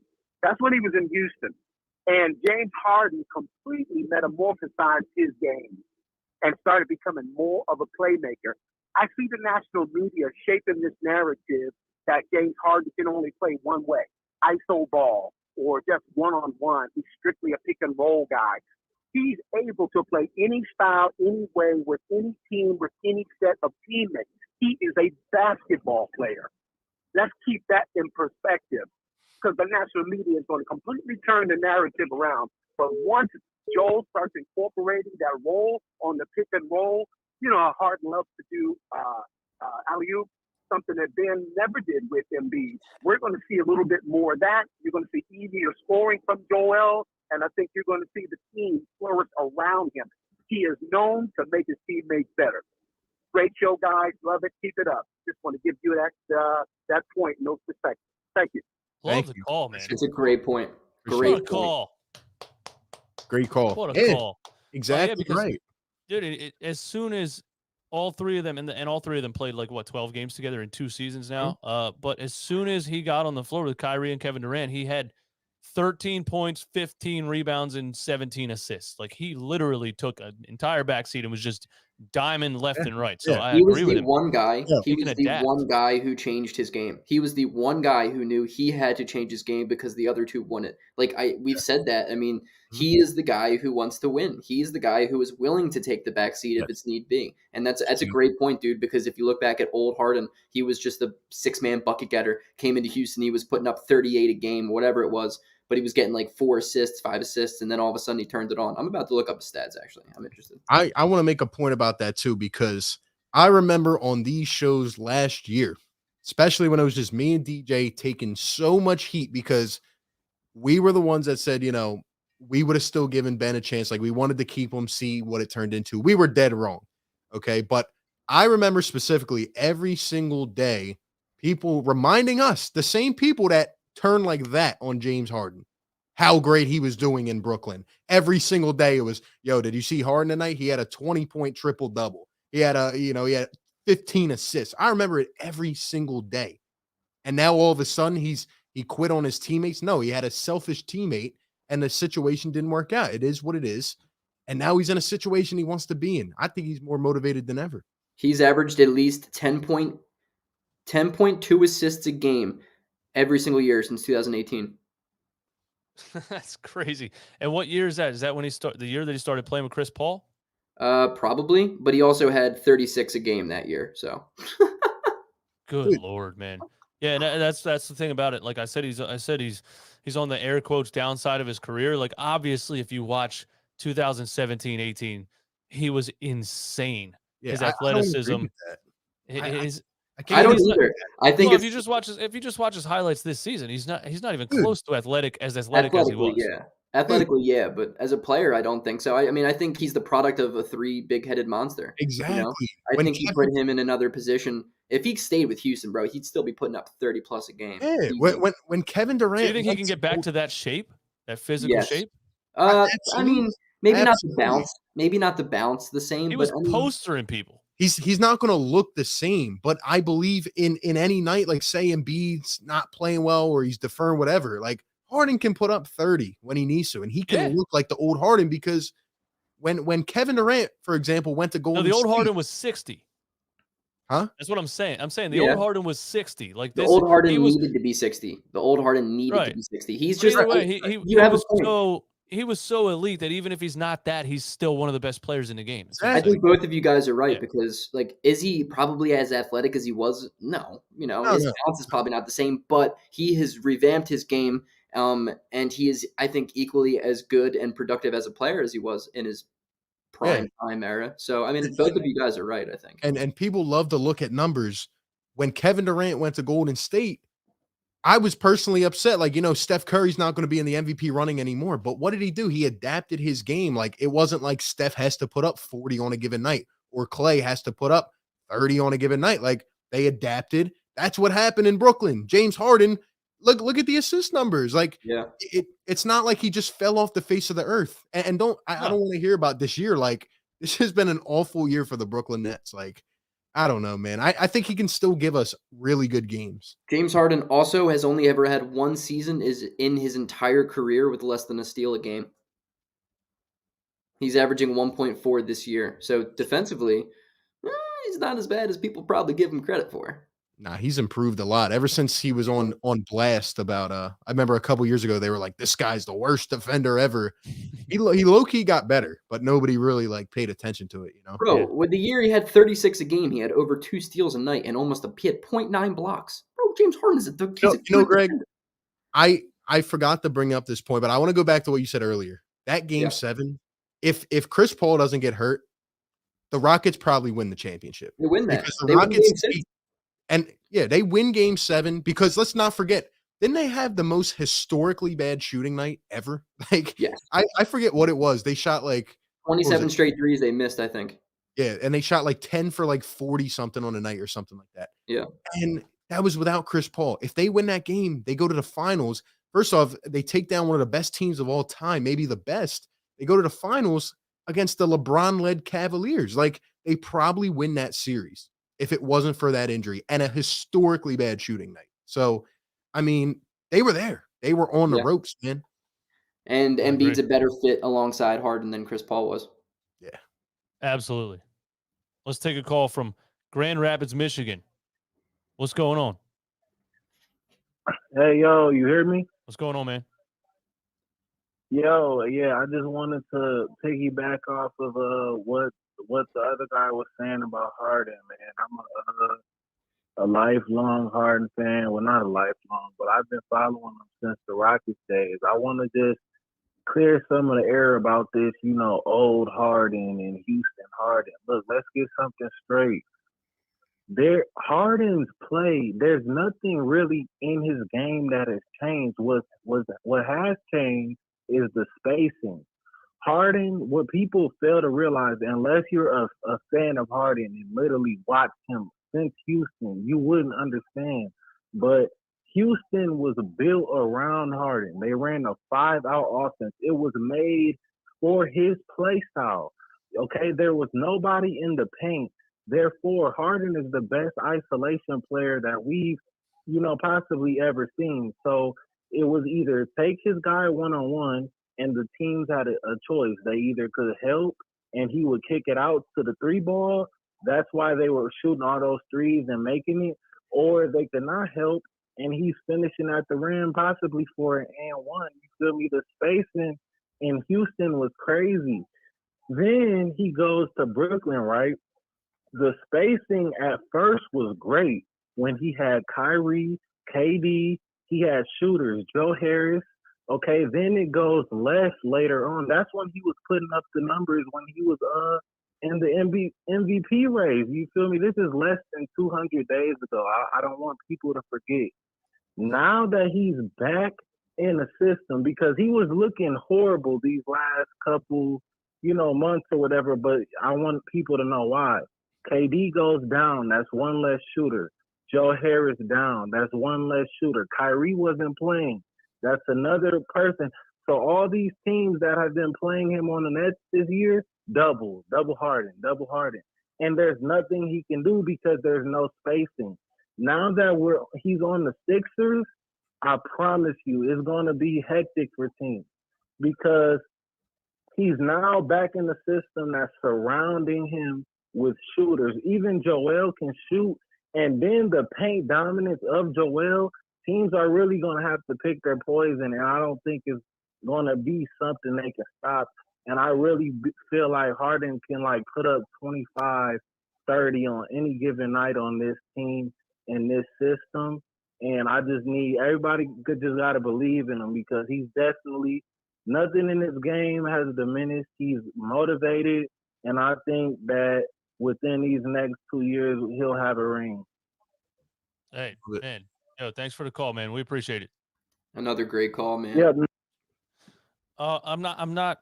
Again, it's not really. I don't think you can really argue that Harden is as athletic right now as he was in those highlights. When you watch Harden's career highlights, he was taking the rebound, sprinting down the court faster than everybody on the court and jumping from almost the foul line and dunking on people. That's not what he plays like right now. I just think his basketball IQ is so elite that he's adapted his own game to slowing down a little bit because he's 32, almost 33. He's not 26, 27. There's a difference. But I just think he's so elite IQ-wise that he's still a guy that can drop 30-point triple-double on anybody. But, I mean, he's just not even close to as athletic as he was back then. That's what I'm saying. He's also putting up 37 minutes a game this year. Holy shit. Imagine Doc playing out James Harden for 37 minutes a night. Immediately, our team is significantly better. Yeah. When he lost motivation at the end of Houston and he came in and looked like he had a fat suit on, and then he went to Brooklyn, maybe he hated it right when he got there. Maybe he's had no motivation to get back into that physical shape that he was. If he gets back into that physical shape, it's over. We're winning 3 rings. The guy was out of this world. So, I hope so. Yeah, I mean, even though he's not as athletic, he's like you said, he's still gonna be a dominant player. Just because he gained some weight and got a little bit bigger as he went on, I don't buy the whole notion that his game's not gonna age at all. I agree. He's out ages perfectly. Yeah, his game is not predicated on his athleticism. It's never been. He is the craftiest dude in our generation. He is the craftiest dude in the NBA from the moment he came in. It's not on his speed. He's not Russell Westbrook. This man knows how to play the game at the highest of levels, and he does it on every single part, every single aspect of the game. He is an extremely intelligent player. He shoots 88% from the line from his career. This man will be hitting free throws when Ben Simmons was afraid to ever get to the line. It changes everything. Harden's game will grow. It always has, and he doesn't need to be this blow-by athlete because he never really has been. I mean, he was crazy athletic, but it's always been hesitation moves, step back moves. His floater game is bro, him and Tyrese have the best floaters in the NBA, and they're both on our team. I mean, come on. Mm-hmm. And that's why I think he's going to be good for longer than people think he is. People are saying, 2 years, he's got 2 years left or whatever. When you say he's crafty, he has that old man game. He's that guy at the pickup court that's literally 58 years old, schooling kids because of just his IQ, just his pump fake, his up and under, his footwork, all that stuff. So I think even as he gets closer, if he wants to, if he retires, he retires. But if he wants to, he could play till he's 40 because he's just that high IQ of a basketball player. Yeah, and I'm glad Greg brings up Russell Westbrook because that is the pure example of a guy whose game does not translate. And, he can just keep running it downhill, running into the ground. like you put him with other stars, you see what happens. Like you can't win with that guy. James Harden can adapt his game. And, I would even argue it's better for his game to age being with Joel Embiid because it's not like he has to put up 50 every single night. Like now there's a guy that can take the pressure off of Joel, and there's a guy that can take the pressure off James as well. Like I just think it's the perfect duo. I think it's the guy we've been waiting for this entire time, a guy just like that. And somehow we got him, man.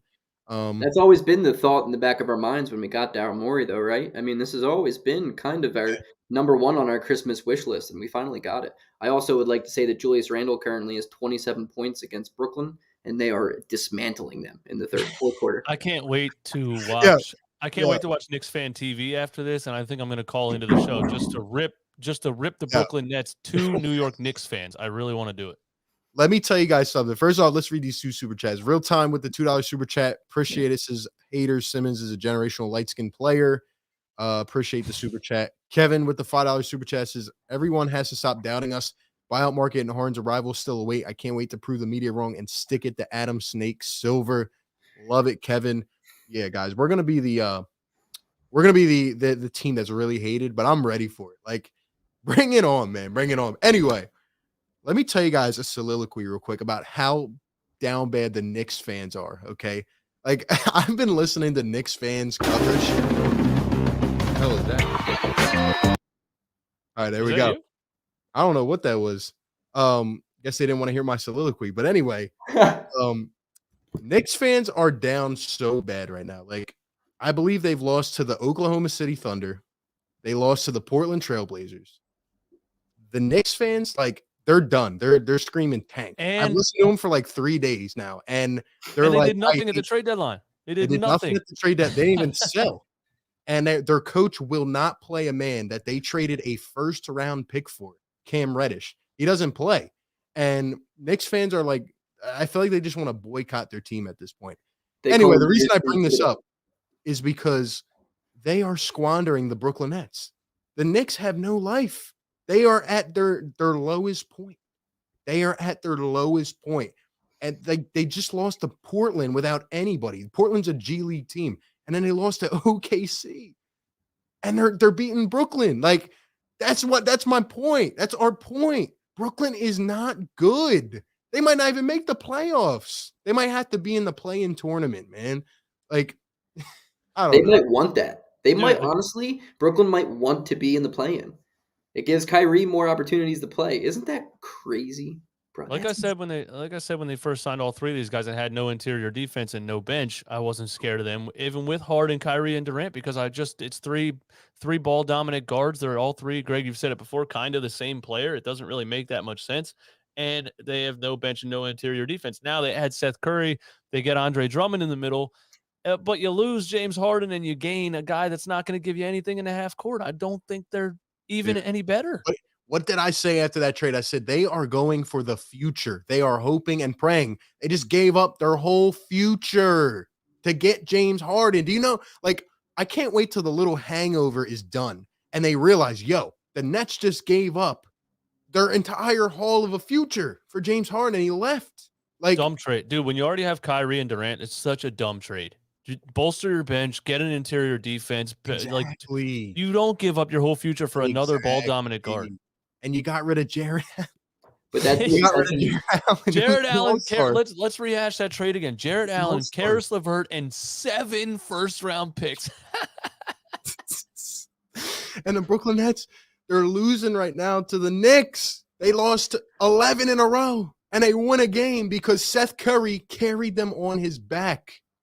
And now they're losing to the Knicks, who are at their lowest point. I'm telling y'all, they're hoping and praying that the future works out. Because guess what? They also have another disgruntled star. Not disgruntled, but like he's just not there fully. And he could leave after this season. I'm telling y'all right now. What do we think about a Knicks Nets first round play-in? Because he can't play in New York.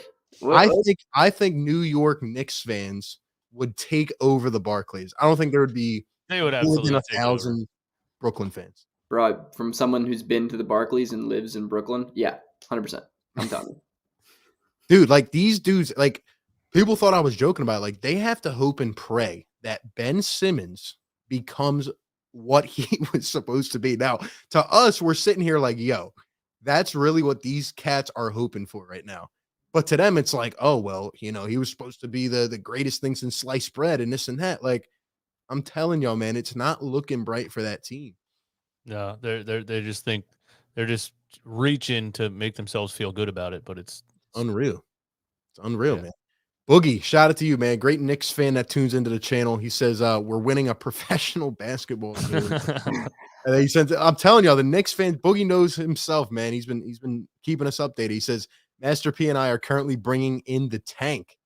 Dude, Knicks fans are done with this season. Hey, listen, I got to give him this. Tom Thibodeau has played Cam Reddish 10 minutes in this basketball game, and he has 8 points. And he has Dude. 8 points. That might be a Wow. season high. I've been listening to Nick's podcast. They call him Tom Thibodeau year 2. Like, this is what he does. Year 1, everybody buys into his system. They kill it. And then year 2, he sucks. Also, I would like to say the Pistons are up by 2 with 42 seconds left. Wow. Jaylen Brown is 31. Man, back down to earth real quick, Boston. Their fans will be nowhere, man. It's unreal. Daniel, You know what? If I can find them, I'm finding the Nets content creators tonight, and I'm finding the Boston content creators tonight, and I'm gonna sit up here for 3 hours and troll the shit out of them like they did me last night. I think I'm gonna do that. all night I was getting trolled. All night, even though we've owned them in the last however many matchups. But it's crazy, man. Daniel with the $10 donation says Chris Paul is still playing at an elite level at his age. Who says Harden can't play like that since he doesn't use his athleticism a ton? Maxey could become like Booker with Harden. I think Maxey and Harden are going to be such a lethal combination, especially if Harden's here for a couple years at least. Like, he's going to see the blossoming of Tyrese Maxey. And Maxey's not a selfish player. So, like, I could see it fitting perfectly. I wish there was a way that I could stream me joining post game. Never mind. I'll try to figure it out. I don't think anybody on Philadelphia is selfish. You know? Like, I think that's the beautiful part of this. Like, we brought in a guy who is very unselfish, but at the same time is that dog that can go out and get that fourth quarter bucket that we've desperately needed, because I am tired of relying on Tobias Harris to go out and get us a bucket with 1 minute and 46 seconds left. It doesn't work. And as hard as it is to get the ball down low for Joel Embiid, I mean, it's so much easier to have a perimeter guy who can create his own shot, because we've never had a guy who can create from the perimeter. That's why we drafted Markelle Fultz. He was supposed to be, if you remember, his draft comparison was James Harden, and now we have James Harden. Yeah, it's unreal, man. It's unreal. Taz with the $2 donation says their future is Ben Simmons. It's crazy, man. It really is. Like, they went, like, Katie and them went to Brooklyn with the idea of, like, we're going to take over this place, this city, and, like, it's just not working out, man. So we'll see what happens. But I'm confident, fellas. Same. There's somebody in the chat we got to block for permanently. If you just look at it, you'll know who I mean with the name. Yeah, I already blocked his other account, so he came back in with a secondary account. God, why? It's unreal, man. But hey, we appreciate the views, man. We got 450 in the house still. Thank you all the for like. being here. We need some likes. Yeah, like the stream, guys, and wherever you're watching, subscribe. All of our channels, definitely subscribe. Follow us on Twitter too. Our names are there on the bottom of our screens. Dude, it's going to get interesting, man. And I can't wait. You know, by the way, we play the Knicks at our home opener. I'm expecting Harden to go off for at least 32. I'm calling it right now. 32. Philadelphia will erupt. They're going to.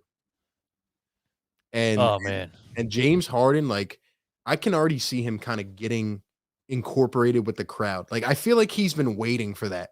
And I feel like he went to Brooklyn expecting that. And it's crazy, like a team with 3 stars, like, couldn't even give them that. And he comes to Philly, and he's already seeing people buy out his jersey before he even steps on the floor, you know? So it's like, I don't know, man. I think Harden and Embiid are about to change the tune real quick. Hope so. We need it. We deserve it, man. We deserve it. This has been a rough last 8 years, and DJ, it's been a rough last 26 years, however long it's been since 1995, my man. Yep. 26. We got a caller from New Jersey. What's going on? Hello. What's up?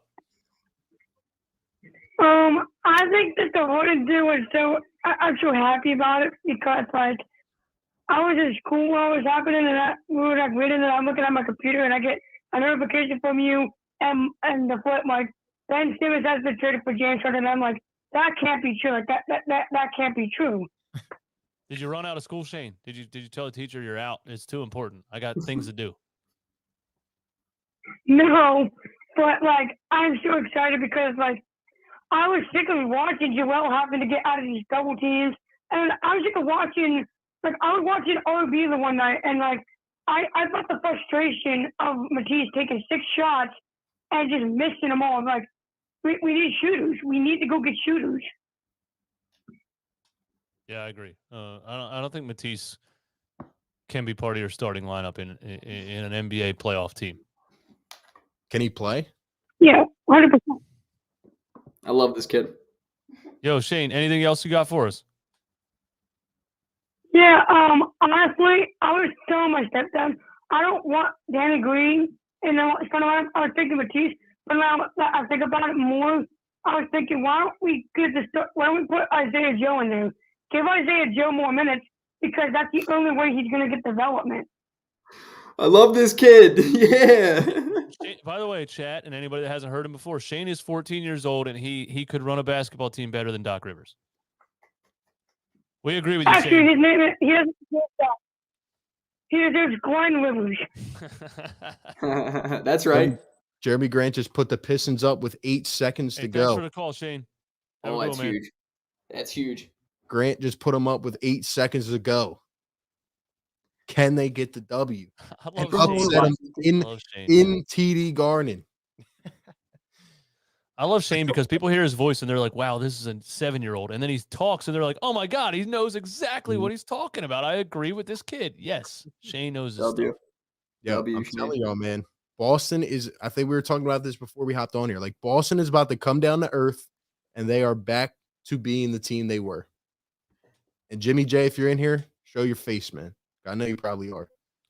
Grant Williams is kind of killing it lately, though, which sucks. That dude's 4 threes tonight. I would like to see him come back down to earth first because he is a big-time difference maker. If he can hit shots, man, that's a tough team to beat. New York up 8 with 6 minutes left. I love it. I love it. Drop some questions in the chat, man. Take a couple more calls and we'll get out of here. Let's go rapid fire, man. Give us some thoughts. Somebody give us some hot takes. Something, man. Who's ready to see James Harden in the Wells Fargo Center? I still can't believe it. I wake up each morning and I'm like, is James Harden a Sixer? Like, I see this man in practice. I see him in the press conference. I'm like, yo, is it real? Bro, Listen. Tyrese Halliburton's got 19 points and 14 assists. I when they first put that team together, I said, Cancer Kyrie will implode that team.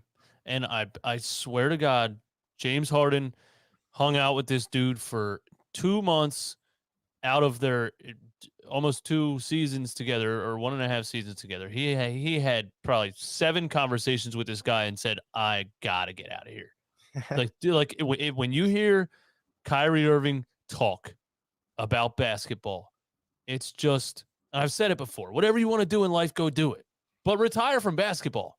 He doesn't care about basketball. Like, they're probably complaining about plays in practice or we should do this and we should do that. And Kyrie's probably like, guys, there's wars in Syria. Why are we talking? Like, you know what I mean? He's just so, bro, just retire. Harden was like, I'm out, bro. I got to get away from this guy.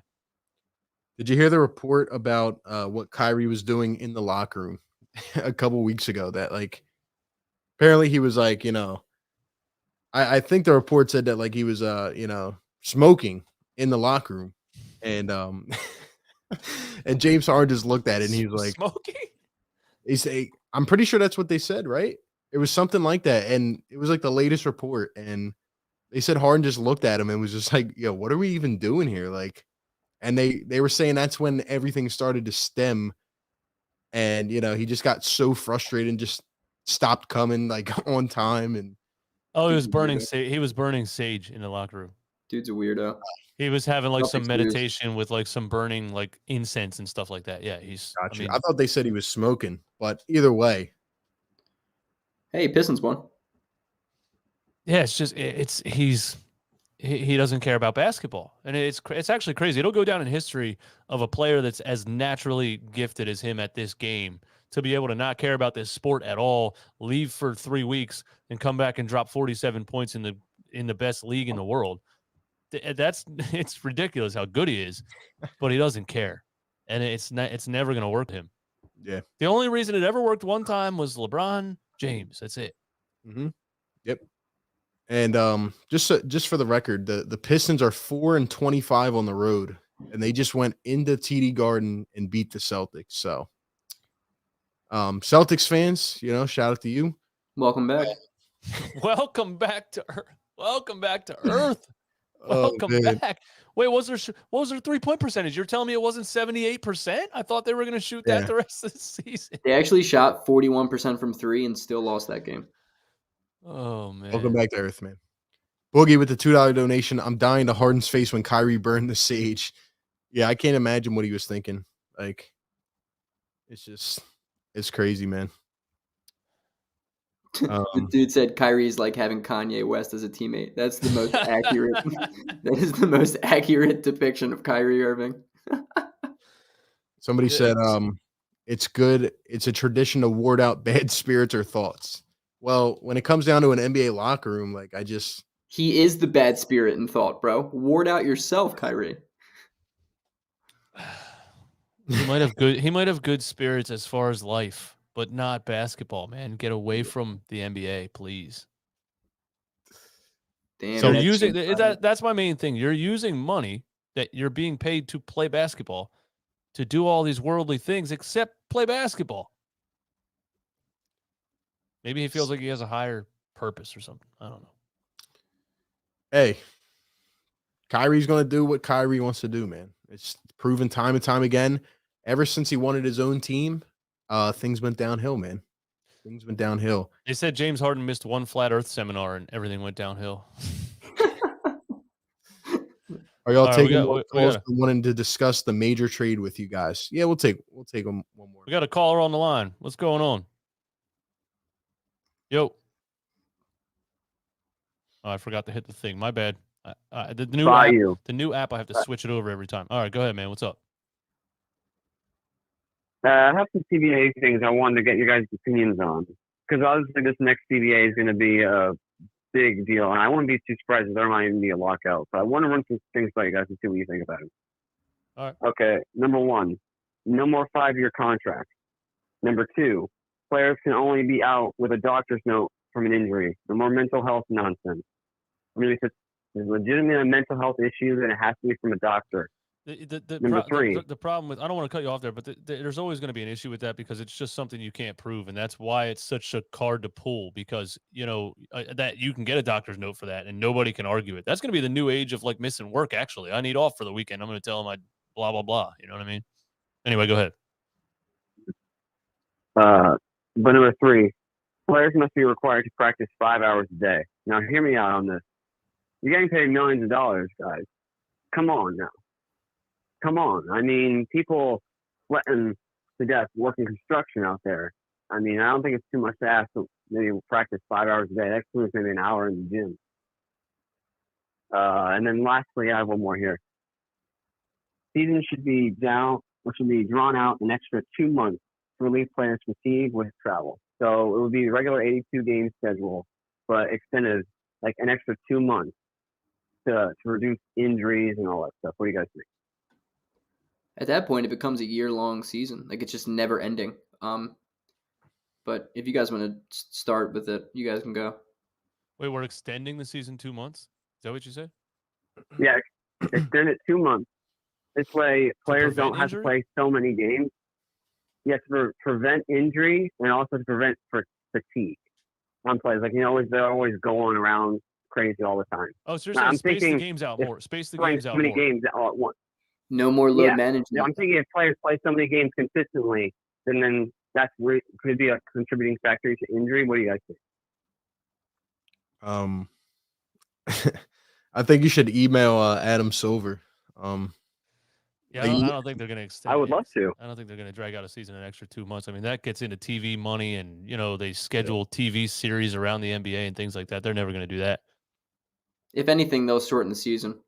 That mental health thing, like, dude, it's like you said, DJ, you can't really prove it. I think the one thing that will come up in the CBA that has to do with it is if you have a problem, you have to be showing that you're at least trying to get help or you're reaching out to get help. Like, you can't just say you have something like Ben Simmons and then decline your team's offers to help you deal with your issues. And like, whether it's therapy, whether it's whatever it is, like, you need to show that you're at least trying to mentally improve. So yeah, and maybe this is a sports podcast, but we could go. I mean, maybe we need to advance the diagnosis of mental health. Maybe we need to get to the point where doctors are saying, okay, you specifically have this based on what you told me or based on what you're feeling like. I've experienced it a lot of times in my life. Doctors basically, they can't figure out what you're going through, and they just say, oh, you have anxiety. Here's some medicine for that. That's it. That's that. It's the blanket over them not knowing what the hell is going on with you. So that's why it's so hard to prove, because it's not a specific thing. They're just like, well, you have a mental thing going on. Here's some medicine, and but I would feel like you would at least have to be diagnosed with something. Mike Missinelli on 97.5 said the trade was Lexapro. Like the trade was anxiety medicine. The new Spicy Lovers pizza. I had mental health issues. I got traded. Now I'm good. Like, there would have to, I think you might have to get to the point where there has to be a diagnosis by a doctor saying this guy has this and needs to do this to fix that. He's basically gotten away with just saying something and nobody wants to touch it. all right, back to the Sixers. Yeah, man. I don't know where that last caller took us, man. Like, just took us down a dark alleyway, turn left, hit a yield. Players practicing for 5 hours a day. There's always going to be a battle in professional sports of demanding something from a player, but a player being so good at the sport that he's going to get away with certain things because teams want the best players on their team. It's always going to happen. If James Harden wants to practice for 20 minutes a day and he looks like he's in shape and ready to go, they're going to be like, all right, cool.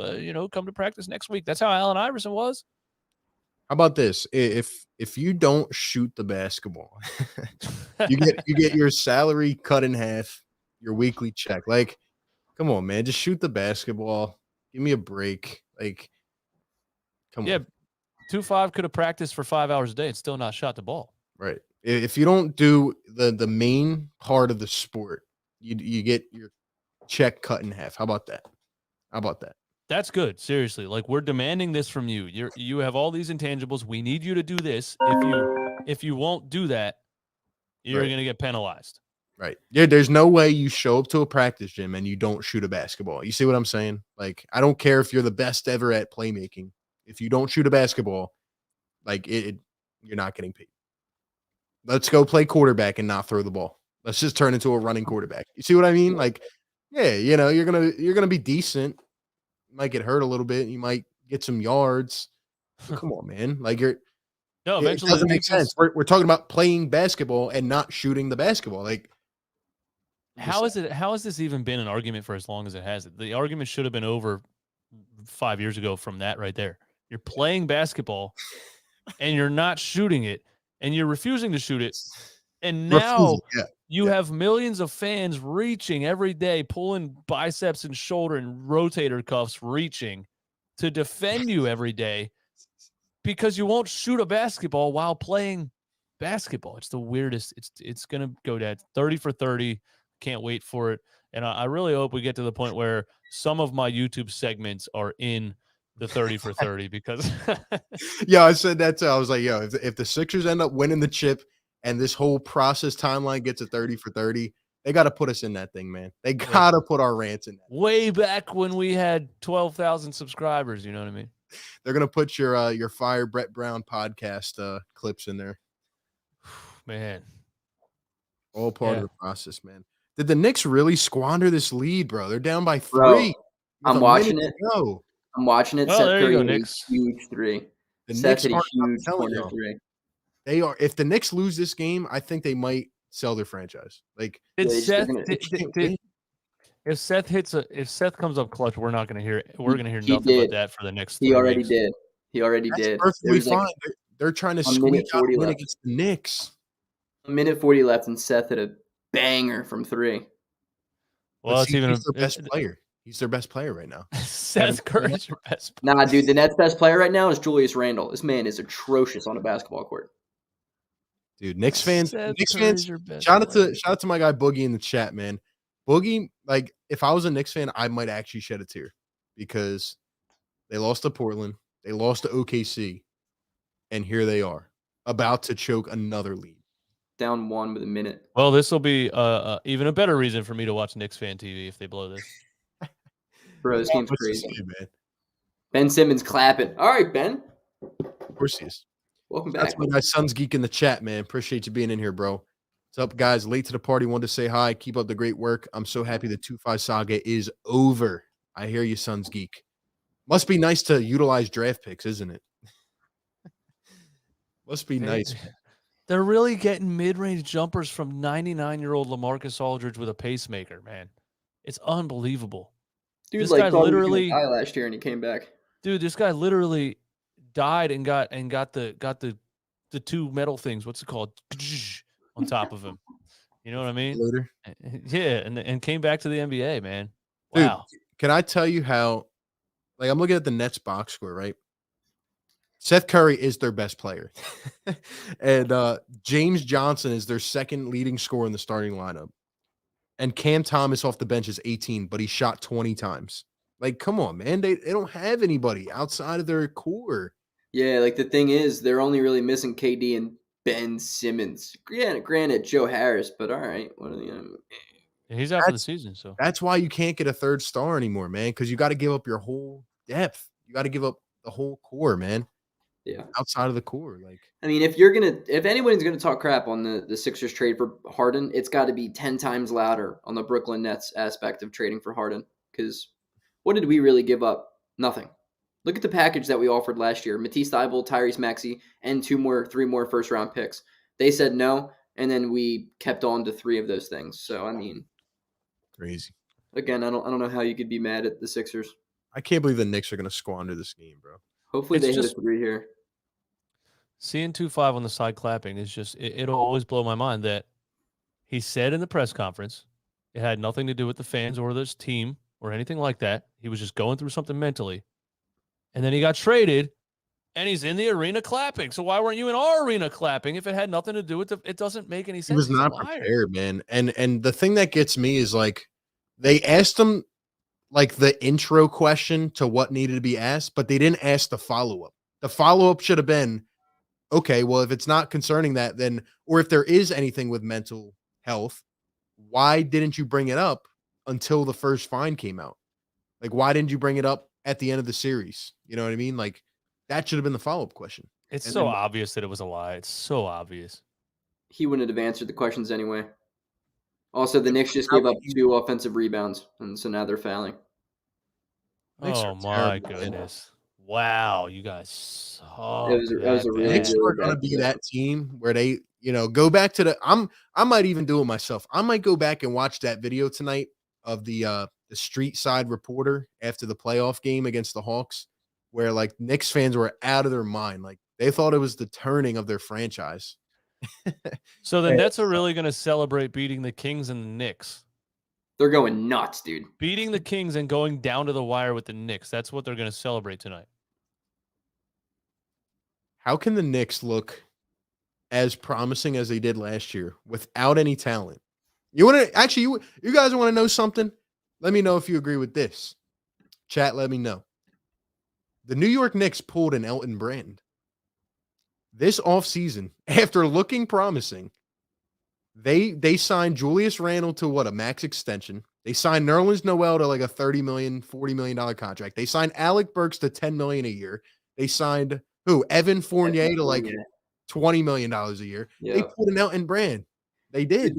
They stopped playing everything that worked. Like, Thibodeau Yeah. does not play Emmanuel quickly, and though he missed a wide-open 3 to tie the game, he's one of their better players. Evan Fournier doesn't play any defense, and yet you're going to put him in a Thibodeau situation. Julius Randle got his money and said, I'm done.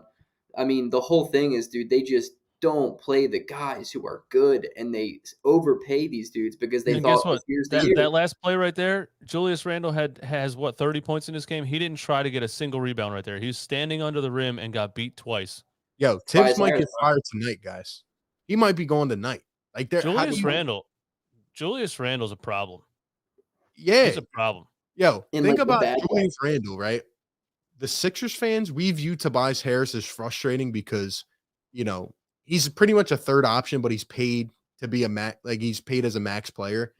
Now think about if Tobias Harris was our number one option. Like, that is what the Knicks are going through. Like, Exactly. Julius Randle, like, is not a number one option, but they keep going with him. When I went to the Knicks game when Curry broke the 3-point record, I'm just like chopping it up with Knicks fans, and they despise Julius Randle. They're like, bro, we paid a fourth best player on a championship winning team a max contract. They know. It's like everybody knows but the front office of the New York Knicks. Who's that? Like, Carl Thomas hits the dagger? Cam Thomas, yeah. Cam Thomas with the dagger. We got a caller from Las Vegas. What's going on? Yo, what's going?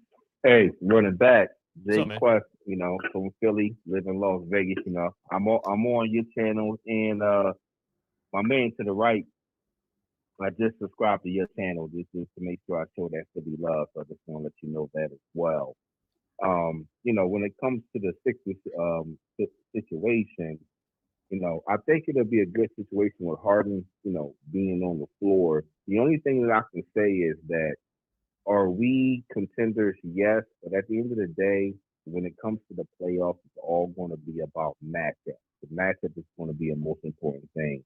Like the in the bubble championship, LeBron and them got away with winning that because it was the matchup. Nobody could match up. If somebody could hold down LeBron, they couldn't deal with AD. And then the role players around them. So I hope that during the buyout that they actually get, you know, we definitely need a big man and an additional shooter because it's good to have two superstars there, but it's going to be about matchups at the end of the day if we're talking about a playoff championship run. As far as the Ben Simmons, literally never really cared too much for the guy, but honestly, you know, they could be a legitimate more of a contender because he doesn't have to shoot and he can facilitate and play defense and he can handle the ball at his height. You know, a 6'10", 6'11" point guard, most point guards are what, 6'3", 6'2"? So he can have an advantage there. But as far as us, the Sixers, to me, if Doc can find a way to have Maxey and Harden on the floor at the same time, I do not want to see Danny Green old ass start. I don't want to see it. I do not want to see that. It's going to be a problem. So if we can get a good starting lineup and have our bench be able to score some points when our starters are tired, I can say I will have a little bit more confidence of us being a contender. But right now, I'm just a little shaky with the overall team. It's great on paper with Harden and Embiid and Tobias. And now Tobias could be the third guy. He was never built to be that guy where people can really depend on because, I watched that playoff game. Tobias choked as well. Oh, yeah. He choked this. He didn't know what to do with the ball last year. He didn't know what to do when the series was on the line. Yeah, he don't know what to do. He don't. And it's like when nobody's worried about him, the media's not worried about him, the Philly fans not worried about him. Oh, Tobias dropped 20 plus points. He gotta be left alone for him to be effective. So I'm not really I can't even, to me, the big three is Maxey, Harden, and Embiid, to be honest with you. It ain't even Tobias Harris. Yeah, I agree with that. You know what I'm saying? Mm-hmm. So again, man, showing all y'all love, man. I tune in after work and, running back. I'm in bottom with you, RB. just vibing with you. You're doing a lot of plays and stuff like that. And my man, again, my screen is small because I'm calling, but I just subscribed to your page. This is Jay Quest, man. I appreciate the love and respect, and y'all keep on doing the good work. My man, thanks for the call, man. Appreciate it. Also, real quick, we just got some breaking news here. Tristan Thompson To the Bulls. to the Chicago Bulls, waived by the Pacers, signing with the Chicago Bulls. Instant thoughts. You beat me to it, RB. I had that. Oh, I saw that Woj tweet, bro. We're like the Woj and Wendy battle out here, man. Got to hop in the octagon real quick. Yeah, it's gonna come down to veterans like that choosing who they think has the best chance in the NBA to win a championship, or if they want to come to the Eastern Conference, who they think has the best chance in the Eastern Conference. I mean, the Bulls aren't a bad team to choose. I mean, DeMar DeRozan's on a roll. They got 3 all-star level players. Tristan Thompson chose Chicago. Makes sense. Shout out to Pope with the $2 donation as well. Says Celtics fans are not chirping anymore. Now they're gone, man. They're gone. Long gone. Is Tristan from Chicago? I don't know where he's from, but yeah. Let's just say he's made more headlines with basketball related things lately. He makes a lot of LA headlines, yeah. Yeah.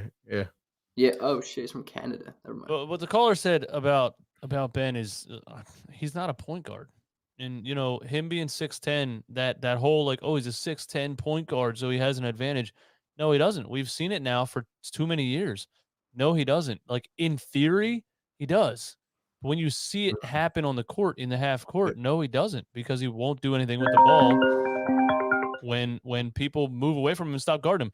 That's the reason. There's a reason Nets fans are watching his 2016 Summer League highlights or his 2017 highlights. And he even alluded to his 2017 season in that presser, talking about when I had Marco Bellinelli and all these guys around me shooting.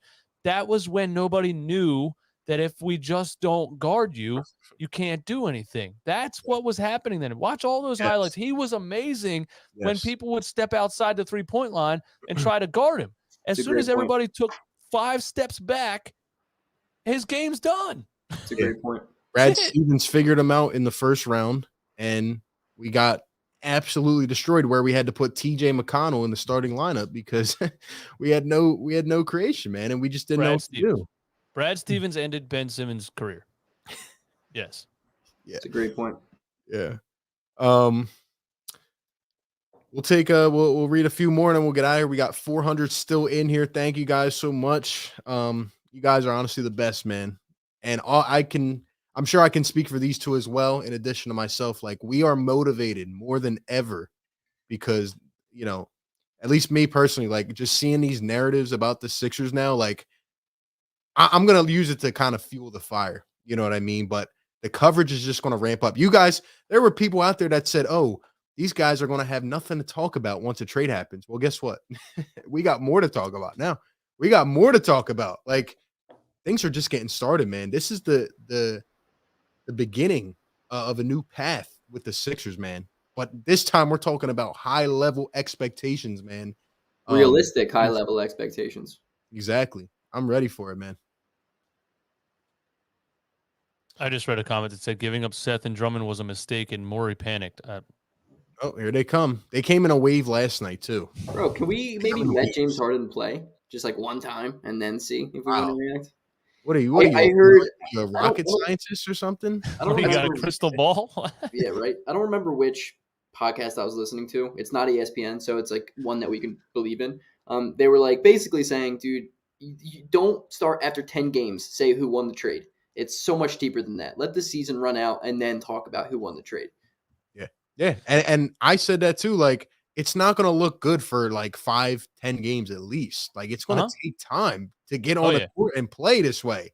So, like, give it some time and see how this team actually looks in the long term. Then the tune will start to change, man. Yeah, even when Harden gets on the court, if there's a lot of things that go wrong, miscommunication, defensive rotations, I would expect to see not look the best game one. There's a lot of things, and the sports world is going to implode. If we lose the first game with James Harden on the floor, But you're absolutely right. You got to give it 5-10 games, man. You have to. Shout out to my guy, Suns Geek, man. And shout out to Boogie. I'm so grateful for a Knicks fan like Boogie, who's a good sport. He said, guys, the tank's gone, but we have a submarine. Boogie, we're praying for you, man. Like, I can't even imagine. I can't even imagine. Like, tough times in New York, man. Tough times in New York. I respect these dudes who aren't Sixers fans, but like have an appreciation towards the Sixers. Exactly, man. That's what we try to do here. We just try to give our perspective and welcome in the good fans that are looking for the perspective. But Yes, sir. anyway, with that being said, it's been a great Wednesday night edition. What are we, 4 minutes away from 2 hours? Do we stay on for the 2 hour mark? Yeah, let's go. One more call from New Hampshire. You got to blow us away. Let's go. Come on. What's going on, man? So much, man. I can't believe I just watched those Knicks choke that lead. That was horrible. They're so bad. Terrible. Oh my god. Yeah. So I saw that. What's his face? Tristan Thompson just signed with the Bulls. All right. So like, who's next on your list to get picked up by us? For a big man, Cody big man Zeller. off the bench. I never wanted Tristan Thompson. Cody. Yeah, Cody. Big man or a shooter, either one. We need something, man. We need some guards, something. What's your pick, Greg? What'd you say? Big man, Cody Zeller, and then my ideal buyout guy, Gary Harris, maybe Eric Gordon, maybe 3-and-D type of dudes. Yeah, if We you should can get it. Eric Gordon would be cool. A guy who would normally start, but now that we have Harden, put him on the bench, where Seth Curry should have been the whole time. Yeah, I agree. Yeah, Yeah. exactly. Eric Gordon. I didn't even think about Eric Gordon, man. He would be perfect.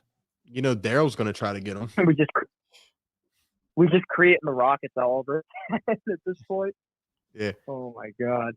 Yeah, Tristan Thompson's not good. Like, let's not sit up here and act like Tristan Thompson's good. I mean, I was just saying, I just put him in that. I don't I want just put him in. Tristan Thompson. I just put him in that video because last time he got significant minutes, he averaged 10.1 rebounds a game. And that's the only, we can't rebound at all. So that's the only reason I put him in there. I don't even know. Exactly. Man. I mean, dudes are talking about Robin Lopez. Like, I don't want Robin Lopez. That man doesn't do anything. I don't want that guy. That guy hurt Embiid in the playoffs. But I don't want him anywhere near this team. His best option is a hook shot, the post. Like, Yo, Allah Ami. hates that dude too. He hates him. That's Allah the weirdest hates him. hook shot I've ever seen. Oh, it's horrible. I never want to see that hook shot in a Sixers uniform. Oh my God. It's so bad. It comes from the floor. It looks like he's scooping ice cream off the floor. He's like, I hate it. So I know. much. It was like that shot was like automatic against us. Only against us though he'll make that shot every time. Against anyone else he'll miss it. That's it. Of course. yeah, man. Hey, Aaron Donald's at the Lakers I game can't wait. from all 62 fans that were at the parade. Oh, The that was Lakers so could use bad. Aaron Donald. I mean, Oh man. that's what I picture like Nets fans to be. Like if the Nets ever won the championship, their parade would be like 60 people in the street. That's it. Yeah, there'd be a lot of Knicks fans there to sabotage it probably. Yeah, they'd be trolling each other. But I'm just so excited, man, for Harden after the break to come in. It's gonna be a whole new team. I'm excited. Amen. Yeah, man. Yo, Appreciate thanks for it. the call, Can't man. wait. Appreciate it. I just don't. Go ahead. Yeah, no problem, DJ. Have a good one. I didn't mean to No, I cut was you off. gonna Go say ahead. it's like, no, you're good. I just don't want to ever see Tobias have to dribble again and like pretend he's the second option. I'm excited for that to end finally. Exactly. Yeah. Like finally, I think we're gonna have a ball handler on the floor at all times. Yeah, I'm sorry. we'll have a real floor general. It's gonna feel like we're gonna have like a Chris Paul on the team, and I'm just really excited for that. Finally. Yeah, man. There's excitement around this team and around this city, man, and we're excited. Me and RB and everybody were talking about if nothing happens at the trade deadline, it's gonna suck covering this team for the rest of the year. Because what are we gonna say? Now it's like there's this new level of excitement. It's fun. Yep. Yeah, exactly. I'll keep watching you boys. You guys are crushing it. Good Thanks, shit, guys. man. Appreciate All right, that. man, appreciate it. I'm sorry. I just got to go to this one comment because it just made me laugh out loud. You gave up depth for one player when it should have been an even swap. Nothing else. That was a panic move. Bruh. I appreciate the troops. That's all I'll say to I that. appreciate the comment. You gave up 7 first-round picks for him. We gave panic up move. Seth Curry. A panic move. No, realistically, we traded Josh Richardson for James Harden. Realistically, we traded Casper for James Harden. Wow, you really brought it all the way back to Casper Ware, RB. That's a great call right there, dude. Bro. Man, Wow. we can't traded. Listen, Andre Drummond was going to leave next year anyway. We got Seth Curry for Josh Richardson. We got James Harden for free. Seriously. I just had to highlight that comment. Like, not that everybody's got their take. I respect it. I appreciate it. But a panic move, like, you do know we're trying to win a championship, and we had a player that was not going to play, and we got James Harden for that player. Like, A panic move would have It may been have a been a panic panic move. move, but it may have been the panic move from Brooklyn. It was definitely a panic move if from you think Brooklyn. They were about it, screwed if James Harden walked. If you think about it, it may have been a panic move. He may be right, but he's in the wrong way. Yeah, you got the wrong team. Yeah, it was a Yeah. panic move from Brooklyn. You're right. Yeah, Harden wanted out. They already gave up 7 first-round picks. They were like, we have to. That's what I was saying. It's gonna happen at the trade deadline. Once I said it wasn't like a week or two before, but once we were like 2 or 3 days full of like rumors, I was like, if James Harden really wants out, it's going to happen because they have to take Ben Simmons. What else are you gonna get right now if he wants to leave? I don't think y'all understand. Like, we got rid of the one of the worst contracts in the league. Like, it was like the league was going to have to eventually do something about it. That's how bad it was. And we got James Harden, man. Like, I don't know, man. Anyway, it was great. I love that he's on the sideline clapping and all that stuff, man. It's just, man, I just can't wait till he gets. I can't picture the guy playing. It's gonna be awkward, man. And I feel like he's embarrassed being on a basketball court. Like, I really feel that. I really sense that. Even at the end of that Atlanta Hawks series, or anytime the defense would just run away from him when he had the ball, you kind of feel that like secondhand embarrassment, like cringy feeling. Like, I almost feel bad for the guy in the situation. Like, just go do something else. Yeah. Sons Geek, shout out to you, man. Boogie says, I hope Philly wins. I love the city of Philadelphia. Appreciate it, man. Appreciate it. All right, y'all. We hit the 2-hour mark. Thank you guys very much for coming out, hanging with us. More of like a just talk it up, because honestly, I mean, we're all anticipating next week, right? Like, that is the start. That is the start.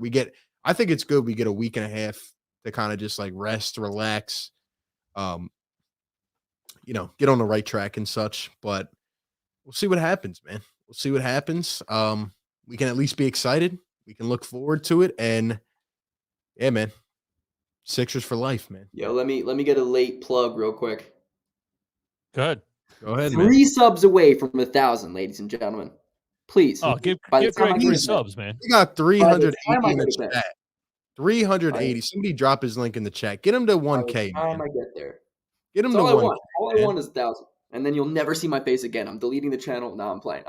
But please, please. Subscribe to Greg Melly on YouTube. Get him over 1,000 by the end of this. Come on, man.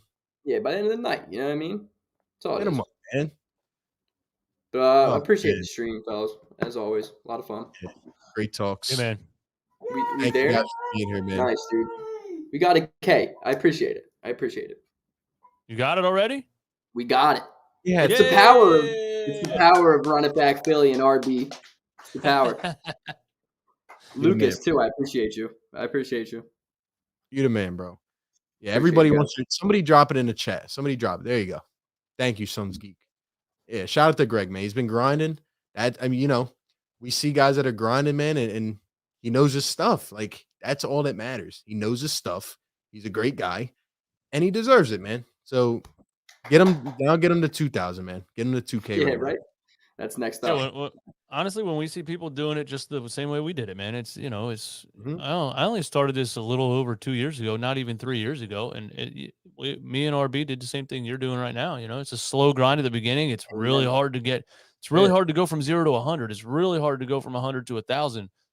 So just Exactly, grinding, man. I mean, EJ was one of the first guys that reached out to me. Like, I was a fan of him. Like, it's just you go down the chain. You know what I mean? And we're all trying to build something special here, man. So without you guys watching us, like it really would not be anything. Like we appreciate it more than you know. It's a grind doing this. So thank you guys, man. Appreciate you. Bring back a Wednesday chat. Might have to, man. Might have to. No, that's not what that says, bro. Reread that.